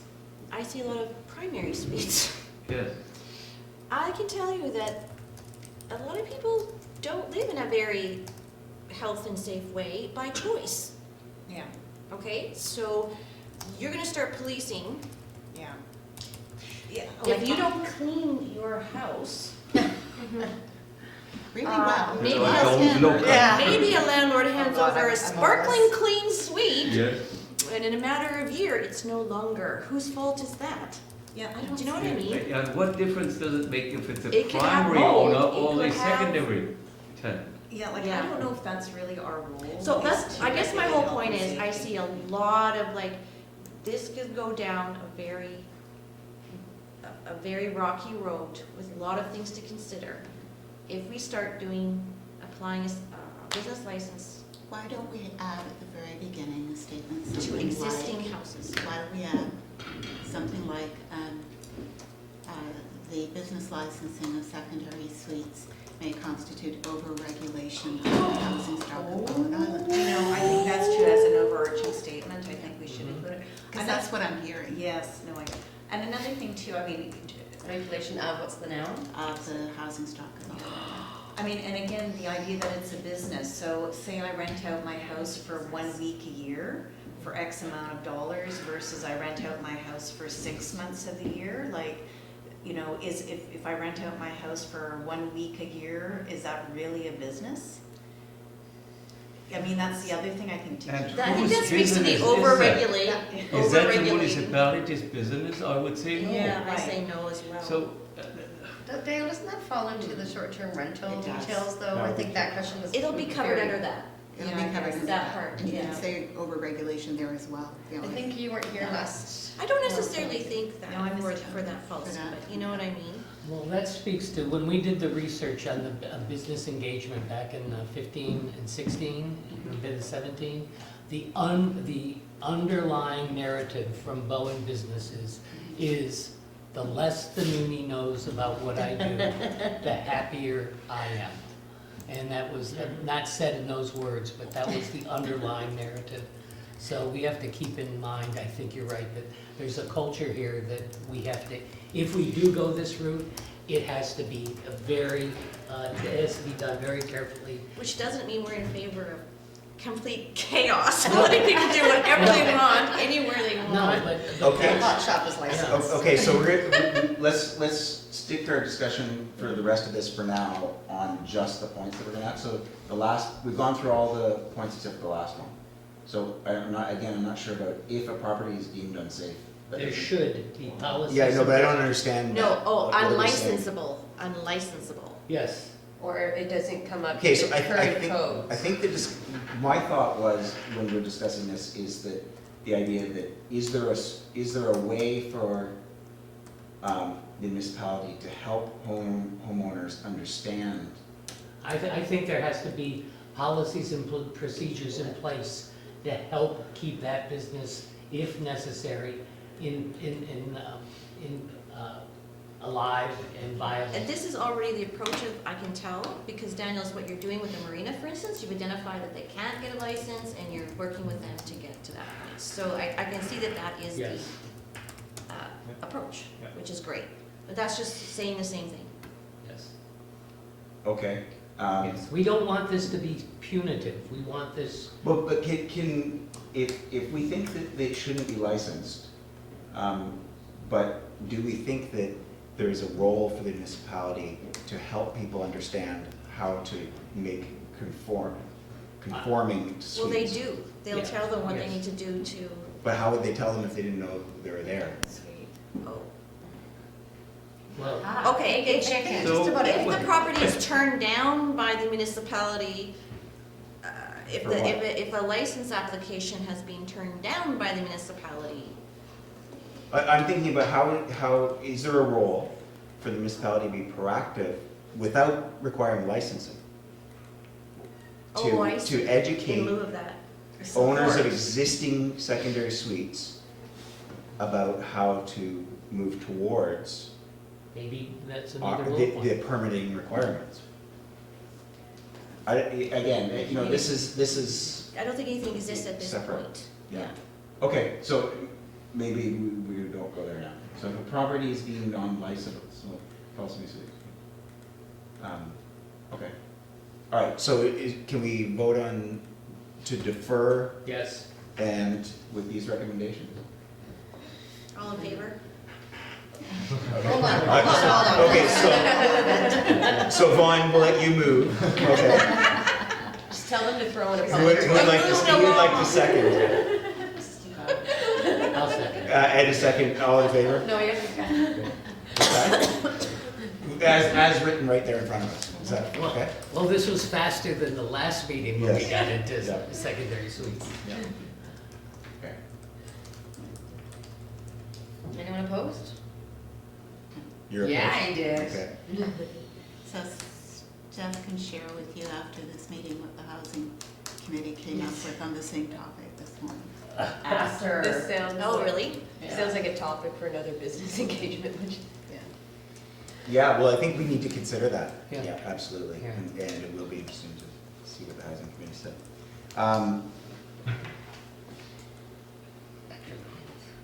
Did you get? Action items, yeah. Do you always refer to the opposing by name?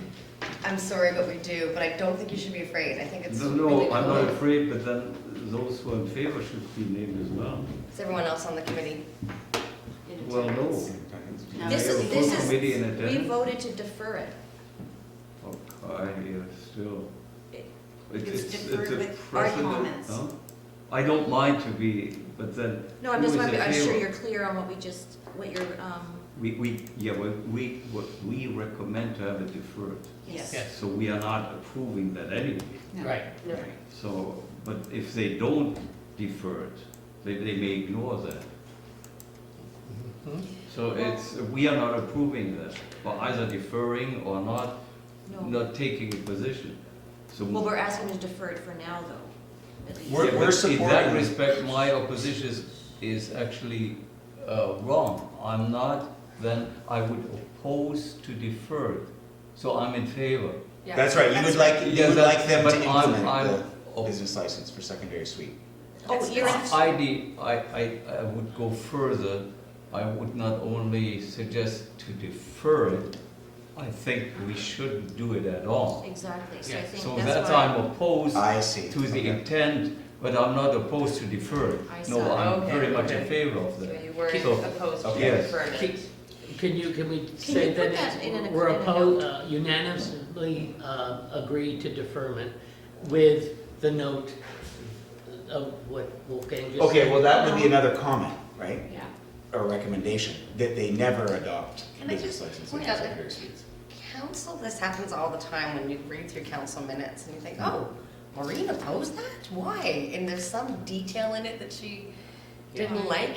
Yeah. And Sue, like Alice, there's always different reasons they oppose it, and Yes. it's never always really clear why. So I wouldn't be too worried about it. No, but- I'm not worried, Yeah. but it's confusing and it's not, let's say, accurate reflecting what we are discussing here. Yeah. So that's why I'm, I think we've asked them to defer passing this particular type Yes. of bylaw with our comments as to why we'd like them to defer and consider other, other Yeah. ideas around it. And we're not asking council to pass it given our comments or anyone else's comments at this point, because they haven't developed the final bylaw. This is the next step of it, right? So they've already deferred it. And I think Daniel will capture in his comments that there appeared to be relatively little appetite to proceed with this at all at this group. knowing so many secondary suites in Bologna, if they would really have to comply with our regulations, we would probably lose a minimum of 25%, maybe. Oh, I think a lot So, more. and then if you would apply the same standards to the existing single-family homes, how many would, so where do we draw the line? Yeah. Yeah. Do we control what people eat? Mhm. How much do they drink? Well, there is a real distinction, but anyway, I think we have to cut off our discussion and have it at the pub or in another meeting. Speaking of drinking. Yeah. Okay, so our list of action items from our carrying Oh, on, can we not do this?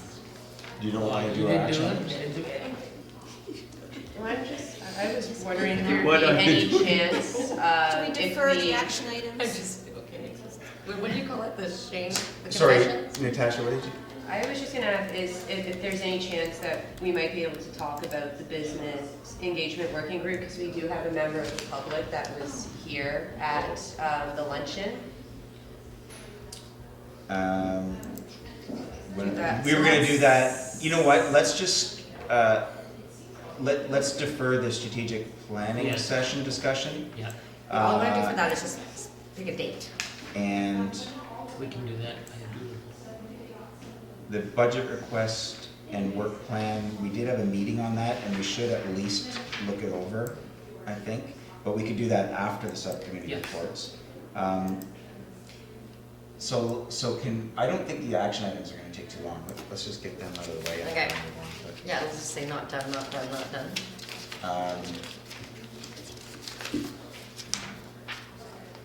So, yes, so do you want me to start? Ed, you informed the stakeholders of the time change, Yes. business engagement working group, health and wellness. Joan, you've, the link from the tourism website. We includes- talked about that. Your voters, you've talked about it. BC Loco, I have not talked to them yet. but that's in your.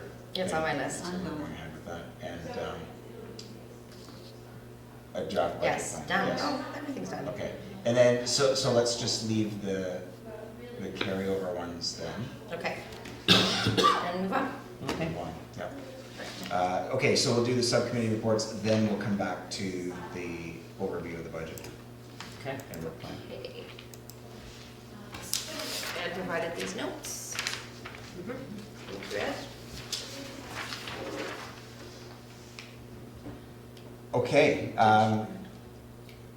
who wants to lead on? Do you want to lead us through the notes, Ed, or? We had a good turnout. Would we have 22 people or 23? It was 32 originally, Yes, but- and then 2 didn't show. Yeah. But others came instead. Like, So it was a Brooke was last minute too. It was full house. I thought the conversation, this is just my opinion, I thought the conversation was quite interesting. I learned a lot. And I also started to see, again, because we're going to aggregate this with the other industries and the other sectors. I saw some patterns that we saw in other industries. I was quite pleased with it. It went fast and people seemed engaged. And we learned a lot. I learned a lot. Other thoughts? I think one of the biggest things that came out of it, I'm actually gonna say two, but one that I think has an impact on a lot of people was a lot of the practitioners wanted to get the services that we have on the mainland, like victim services, Yeah. which is what Brooke helps with, as well as things like children with speech, I forget the exact term, but getting those type of counselors and programs over here. The stuff that's on the mainland that the municipality or the province pays for that we don't have on Bowen. Things like home nursing care. Yeah. We're very under-supported for that. And it seemed like those were some things that could really bring a lot of collaboration between the different practitioners. Dr. Schlobel was there, and she was speaking about, like, you know, she wants to have more nursing on Bowen, but that's something that could be either paid privately, which would limit a lot of people, or if we actually get the funding from the province here on Bowen to help with that kind of care. Something else came up about funding. It was specific to the family center, but it was and I'm not going to say who said it, but it was that every year they spend a lot of time applying for the grant again. Which grant? For the family place? The like grant from us? Yes, Yeah. municipal grant. Is it possible, I mean, if someone has, if an organization has been In existence in for a existence certain in amount of a years. grant for maybe 3 or 4 years, that you can extend that for 2 years with some caveat of, There's multi-use, Yeah, multi-year multi-year. funding. that and you all can they have to apply. do is apply for that. They would need to meet with finance Okay. to confirm their eligibility to Okay. apply. Okay. So for example, right now, Museum and Archives and BIAC, Mm-hmm. Arts Council, are on multi-year Yes. grants. Is there anybody else? Wasn't it you guys applied? We were Yeah. Yeah. Tourism? You just got it. Yeah, she indicated she was spending a lot of time doing that. Or whether it was a lot of time, it was something that Anxiety. they caused her anxiety Oh, and right. time, and. It's the security of Yeah. knowing the money's Yes, going to come yes, in, yeah. as long as you do the service. Yes. Yeah. I'll Planning for the reach future. out to them and talk to them about And, that. and that's why that program was introduced, Yes. because BIAC and Museum and Archives were spending a huge amount of time. Yeah. Okay, good. Another discussion that came up, and I had a couple of people come and talk to me about it afterwards, was, and I'm thinking about connected communities in particular here right now, and digital solutions for problems. There apparently in the health and wellness sector, there are models federally for collaboration, and this was something that was interesting to hear Susan Schlobel and some of the other primary care type people who are funded by our public healthcare system talking about some of the navigating like, oh, well, this is how you get funding for that, or that type of funding isn't available, and so on and so forth. But my understanding is that there are models emerging. They called it something like a nurse, some sort of nurse, like It a was- navigation nurse He- or they something called like it- that. Well, there's a few different things, yeah. No, he's talking about the But I'm talking about an Colleen is a overarching navigator. collaboration. Yes. It's a technology-based way to bring different groups together in a non-formalized, not necessarily, I don't know how the funding works for it, but the idea that people who are, for instance, working with multiple healthcare support people who aren't necessarily connected through the system, and addressing privacy, and there are lots of other things that come into these things, but there are models for collaboration that some of the participants thought that might That be one woman appropriate. especially seemed to know quite a bit about Yeah. that, yeah. I mean, they do use telehealth a lot more in rural communities in BC. So, there may be an opportunity for us on the island as well to participate in that more for the complex care of some of our residents. Mhm. They may already be connected that way through telehealth with their specialists and with their other care providers in their health system. there are some mechanisms, you don't all have to be here.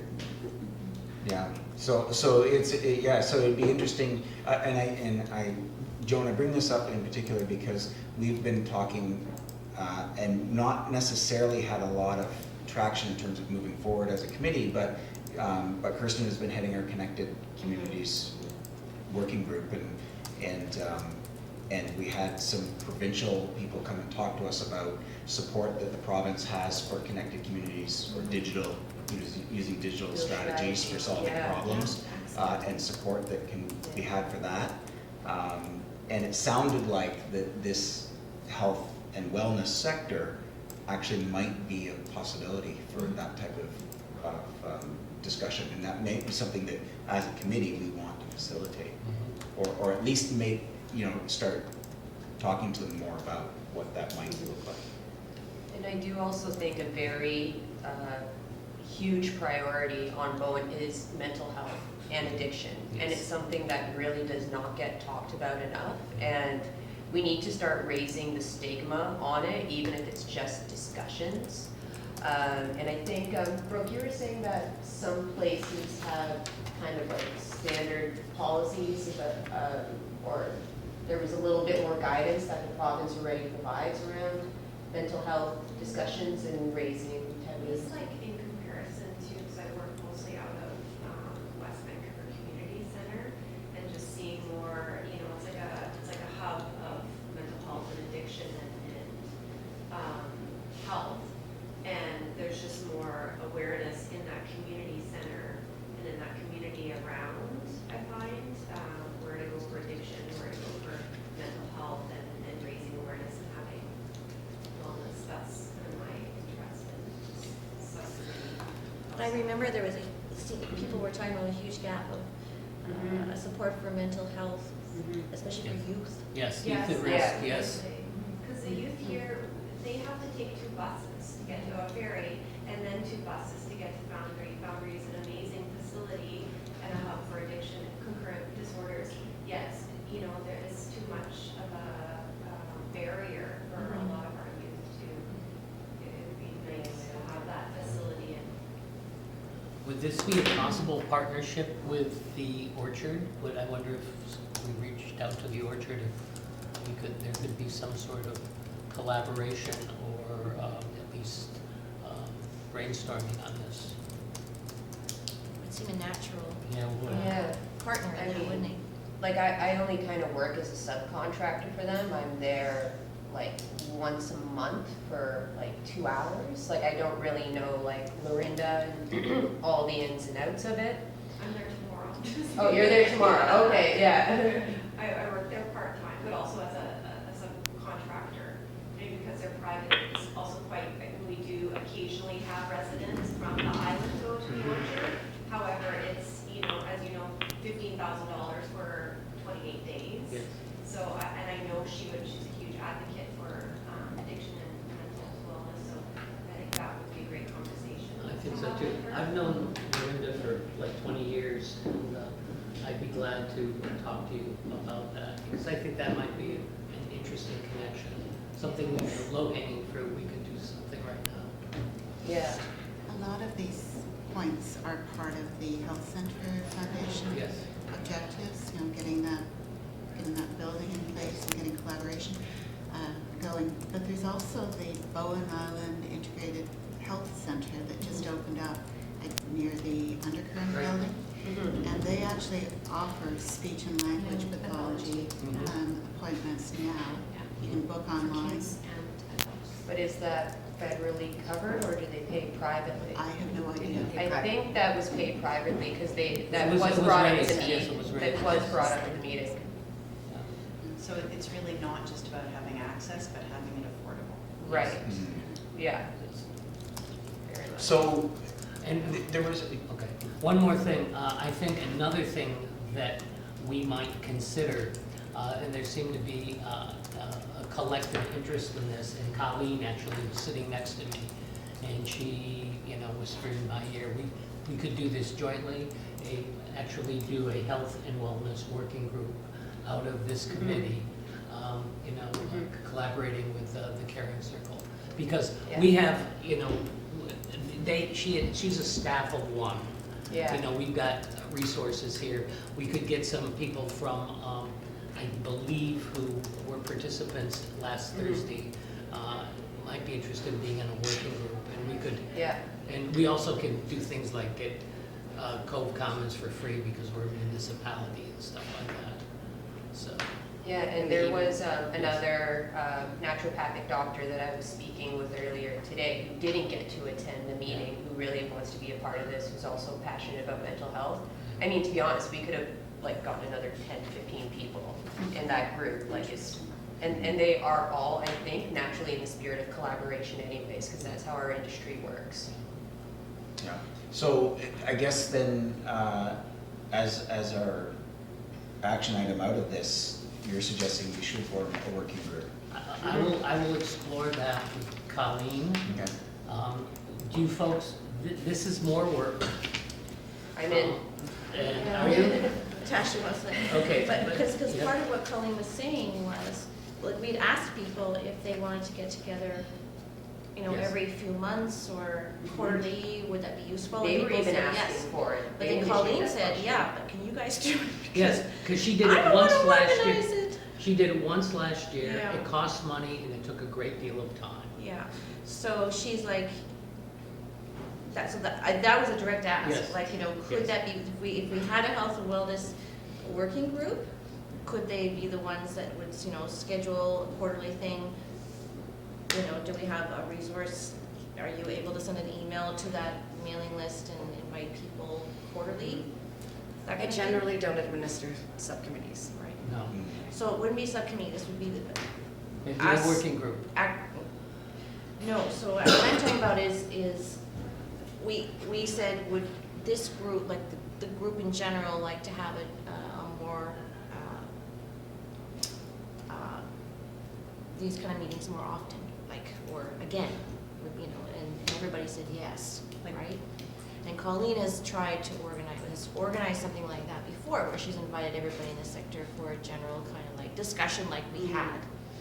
And so she said, I know that people would come because they did before and they've said yes again, but would it be something that us as the CDC would organize? So in other Okay, words, so instead book the of. space, Yeah. invite the people, doesn't mean that we have to actually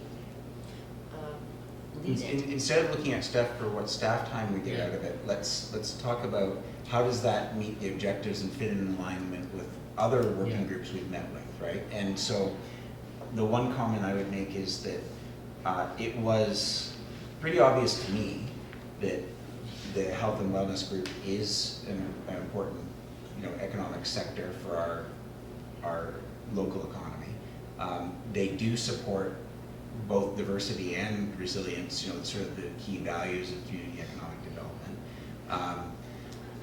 But, you know, we've also thought about, and the fact that there's not a Chamber of Commerce or a business association really operating on Bowen Island, which really, we're sort of talking about the same sort of role that now you're talking specifically about holding more regular events with those groups, but what, to the ends of what, right? And I Well, think, you asked the question in the meeting, yeah, Yes, I did. would everybody want to get together? Because And can we help with that? That's Yes. what you right, asked, yes. so the goals They of said yes. business associations typically, you know, networking and, you know, in collaboration within their industry and perhaps, you know, for instance, help, you know, collaboratively getting things that they couldn't get on their own.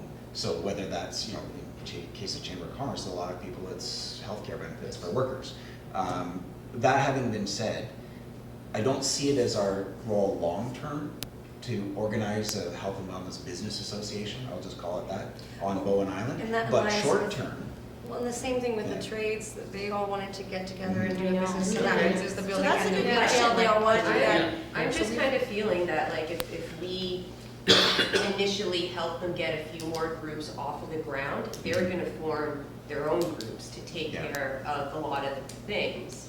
And I think, like, you know, the fact that our invite said Bowen Island Municipality on it Yeah. did draw out different people that might not have come if it only said Caring Circle. Yeah. Yeah. So is Wendy, are you still with us? She showed up. I know she has to go at 3, so she's probably gone. I'd just be interested to know, again, because I think that the resources that we have, like a connection to the province and connected communities and so on, might be those, helping this group organize to explore those avenues might be a project that really would be right down the focus of forming a working group to do. Working groups are not ongoing, they don't automatically happen every year. They Yeah. come together to form, you know, to do a specific, and we don't have to know what that is. We could take, you know, if people wanted to on this committee, meet with health and wellness people like Colleen and like other practitioners, and try to discover, you know, what we could do to help them on their way. That might be interesting, yeah. One thing that I've found is really helpful is just creating a space, you know, for Yeah. something to happen. Yes. And we've got $2,500 in the proposed budget for the coming year for business engagement events.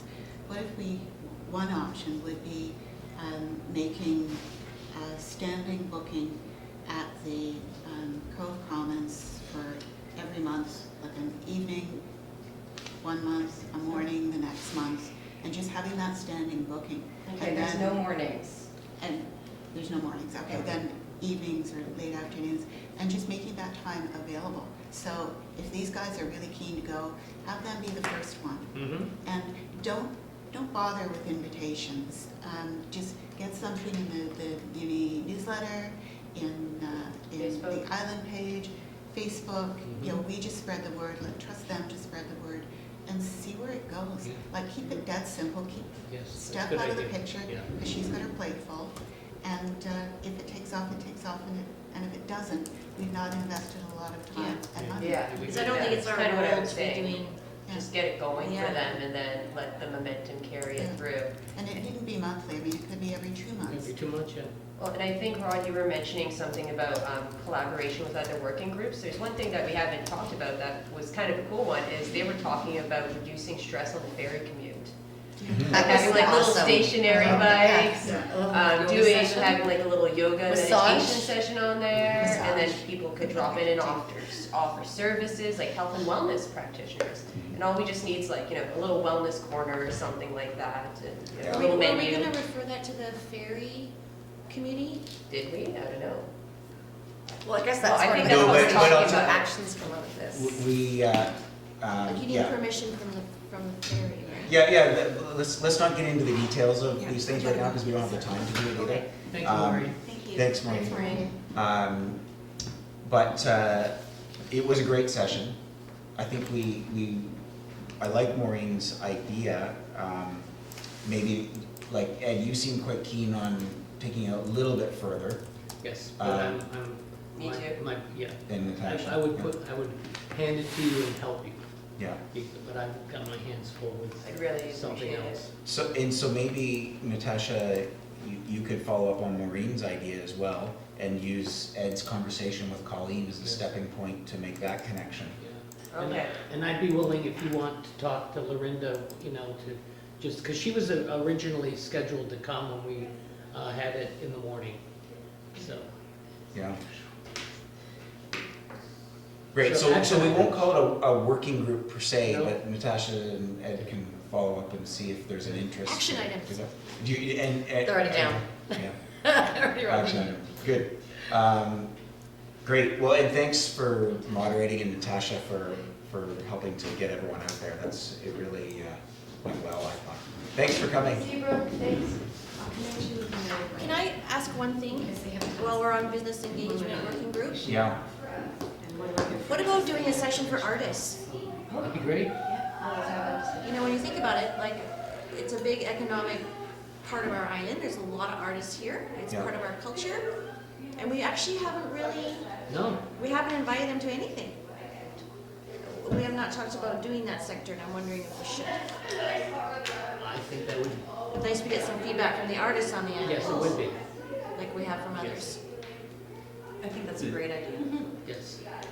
And then we should So, apply, Madam Chairperson, you can do that. and then we should have them apply business license. Yeah. Yes, yeah, No, I'm just joking. Or they can bribe us with a public toilet. Okay. Talk to me about it, because Yeah. we've got this Okay. and The stuff. decoration for it. Let's, so who else had to go at 3? I did, but I can stretch it for a You can couple stretch I minutes. have to catch the 4, so I can Okay. stay at least another 30 minutes. Okay, because I think we should follow up with a couple more subcommittee reports, and I'd like to talk about the Economic Summit Working Group as well. Yeah, coming up. Oh, so we don't need this money? I do. Yeah, No. so, okay, let's just cover that right now. Yeah. Steph's not here, and she needs to know, but we'll Okay. bring her up to date. So they offered us 2 bursaries. Initially I was told that my expenses as the chair was covered by the municipality. And I had thought that they were the conference was going to cover my registration fee because I was helping to moderate the panel with Mark Collins from BC Ferries. Yes. They're not, but they gave us 2 complimentary registrations anyway. So they are. So they asked if we would go out to our list of people who we had thought, invited to attend, and ask some of them to reconsider so we could get a more diverse group of people with the ability to give someone a bursary. Essentially, I discussed with Francine, she's the chair of the conference, that we would have 1 bursary that could be split between Vaughn and Natasha, so you would have some subsidy to your fee, and a 2nd bursary that we would offer out to the community to give to whomever we thought was most appropriate to come. So we did reach out, I reached out to Alex Jurgensen, the visually impaired fellow who was at the health and wellness session. I haven't heard back from him, I haven't been able to get in contact with him. It is short notice. And I went back to Jessica Mitz. And you went to Jessica Mitz, and she's not able to come. And that was us trying to get like a youth to come. Essentially a youth, or someone who represented a very Different. different sector than we were already sending. So unless we think as a group here that there's someone else who would be deserving and capable of getting there with the free registration, I think that we should just give both of the Yeah, complimentary I think ones so, to because it's Natasha pretty- and Vaughn. I mean, we're, 7 days from now, you're gonna be sitting there. Yeah. Yeah. And you're already planned to go, so. Oh, we have that's our fine, and- place, Yeah. we have our Yeah. ferry And Vaughn, you reserve. registered. I think I did. Okay. Well, it said, I put in my name and stuff, and Yeah. it said, great, see you in November. And then it said, number 2, enter your credit card. Right. And I just didn't do that Right, part. That's why I right. emailed you and Yeah. said, Susan probably is watching them come in Right. and needs to know that Yeah. that's. So can you, I don't know if I forwarded that link to you already, Natasha, but can you just coordinate, because you have a copy of it, can you just forward that same link to Natasha? Okay. Maybe you can do it then right I'll now, try. and then you go do the same thing, and I'll let Susan know that you were the 2 that are using those bursaries. So we don't need this recommendation This I is don't different. thing. This is for travel. Oh, it's for travel expenses? Yeah, Oh, so okay. your registration fee, which Okay. is $285. But my registration fee is not being waived. It isn't? Well, I've got 2 delegate registrations, that's what we got. Instead of 1, I've got 2. Oh, okay, actually, that makes my life so much Yes, simpler. so I don't we- have to we go So don't- actually don't have to do anything, You don't have to do anything. nothing. It's also saying, Yeah. I think you still have to register your name. Well, we have to Yeah, register. that- I've already I registered. don't have to go to As a far county as and the you get budget, and chase Yeah, so- the It all goes doesn't around and change. explain things to different people. No, so I've registered and I've So- paid, and I'm gonna give you the receipt to reimburse me. And Kirsten. these 2 are gonna register for free. Kirsten. Okay. Is someone- Okay, so the Rod's, moderator I'm gonna of write this the down, panel Rod's reached out to registration. I haven't spoken to And then Bob, your just because travel I paid for received and their an travel's email, not but I paid need for. to Is call that them, right? Pat Okay. English. Yeah, good. Yeah.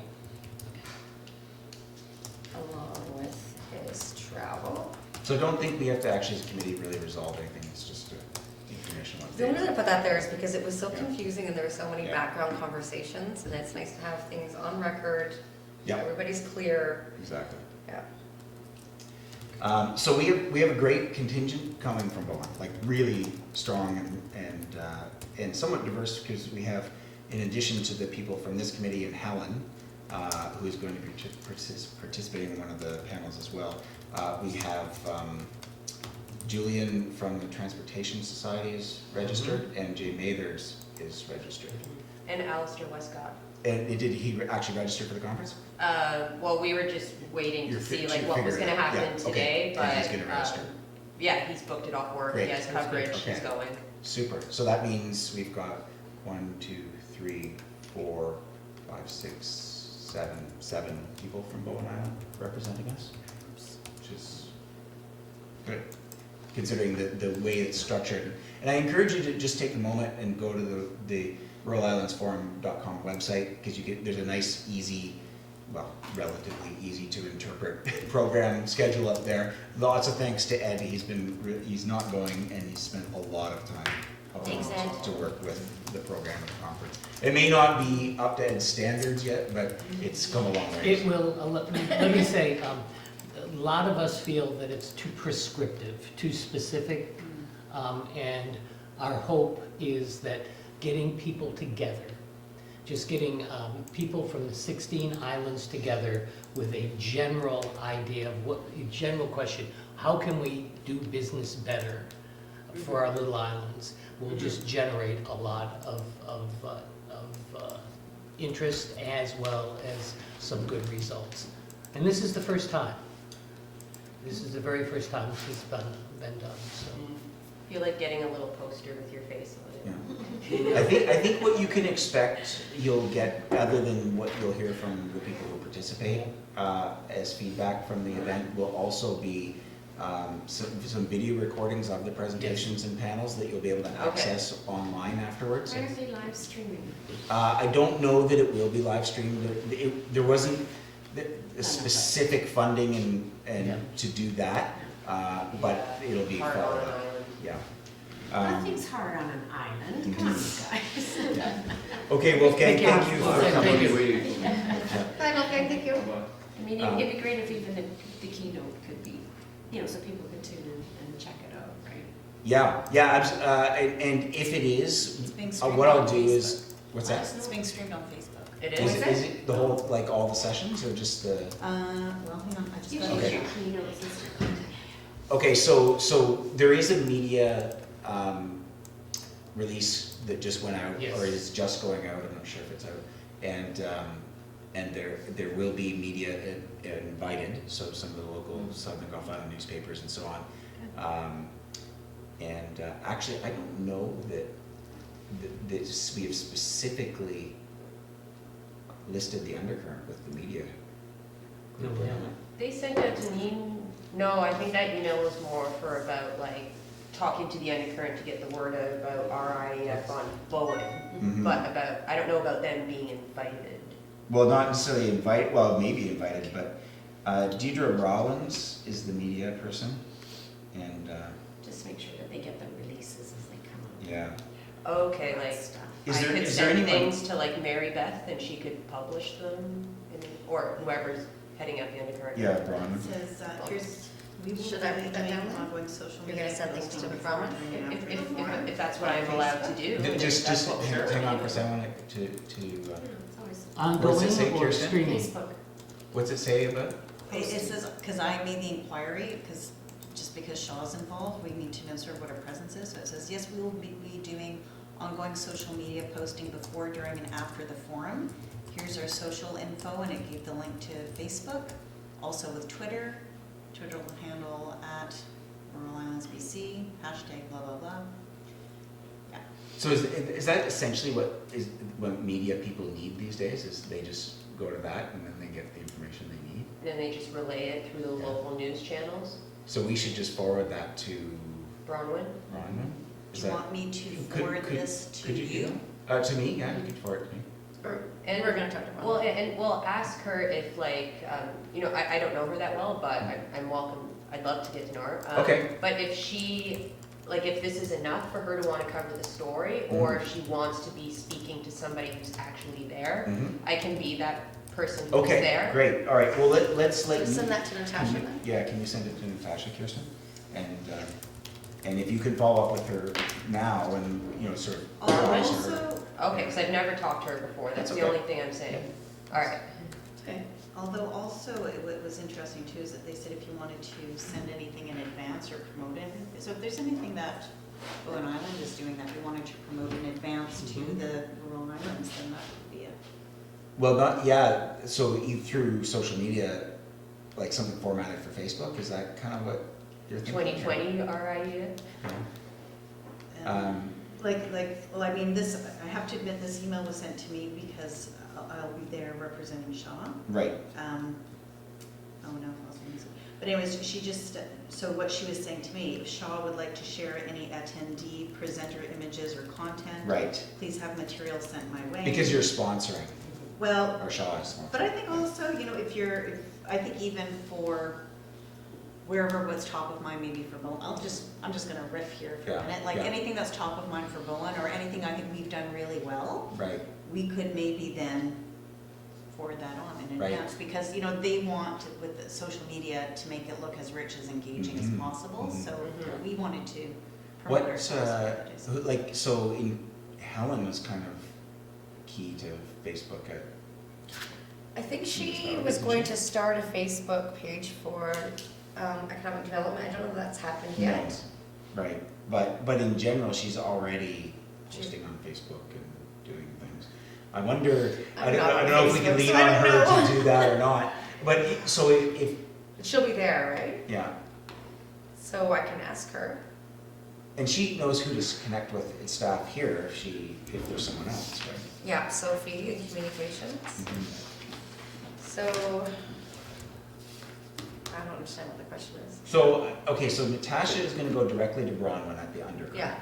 And she's gonna, I think, Natasha, you need to connect Deidre Rollins, who's the media contact, and you're gonna get her information from Kirsten, I guess. Yeah, Kirsten, can you help me like just stay ahead of this process, because I haven't done it before, and like meet the media person at the RIEF type of thing? Why don't I send you the contact I information? need a resolution on the budget. Honestly, before I I use need to- quorum.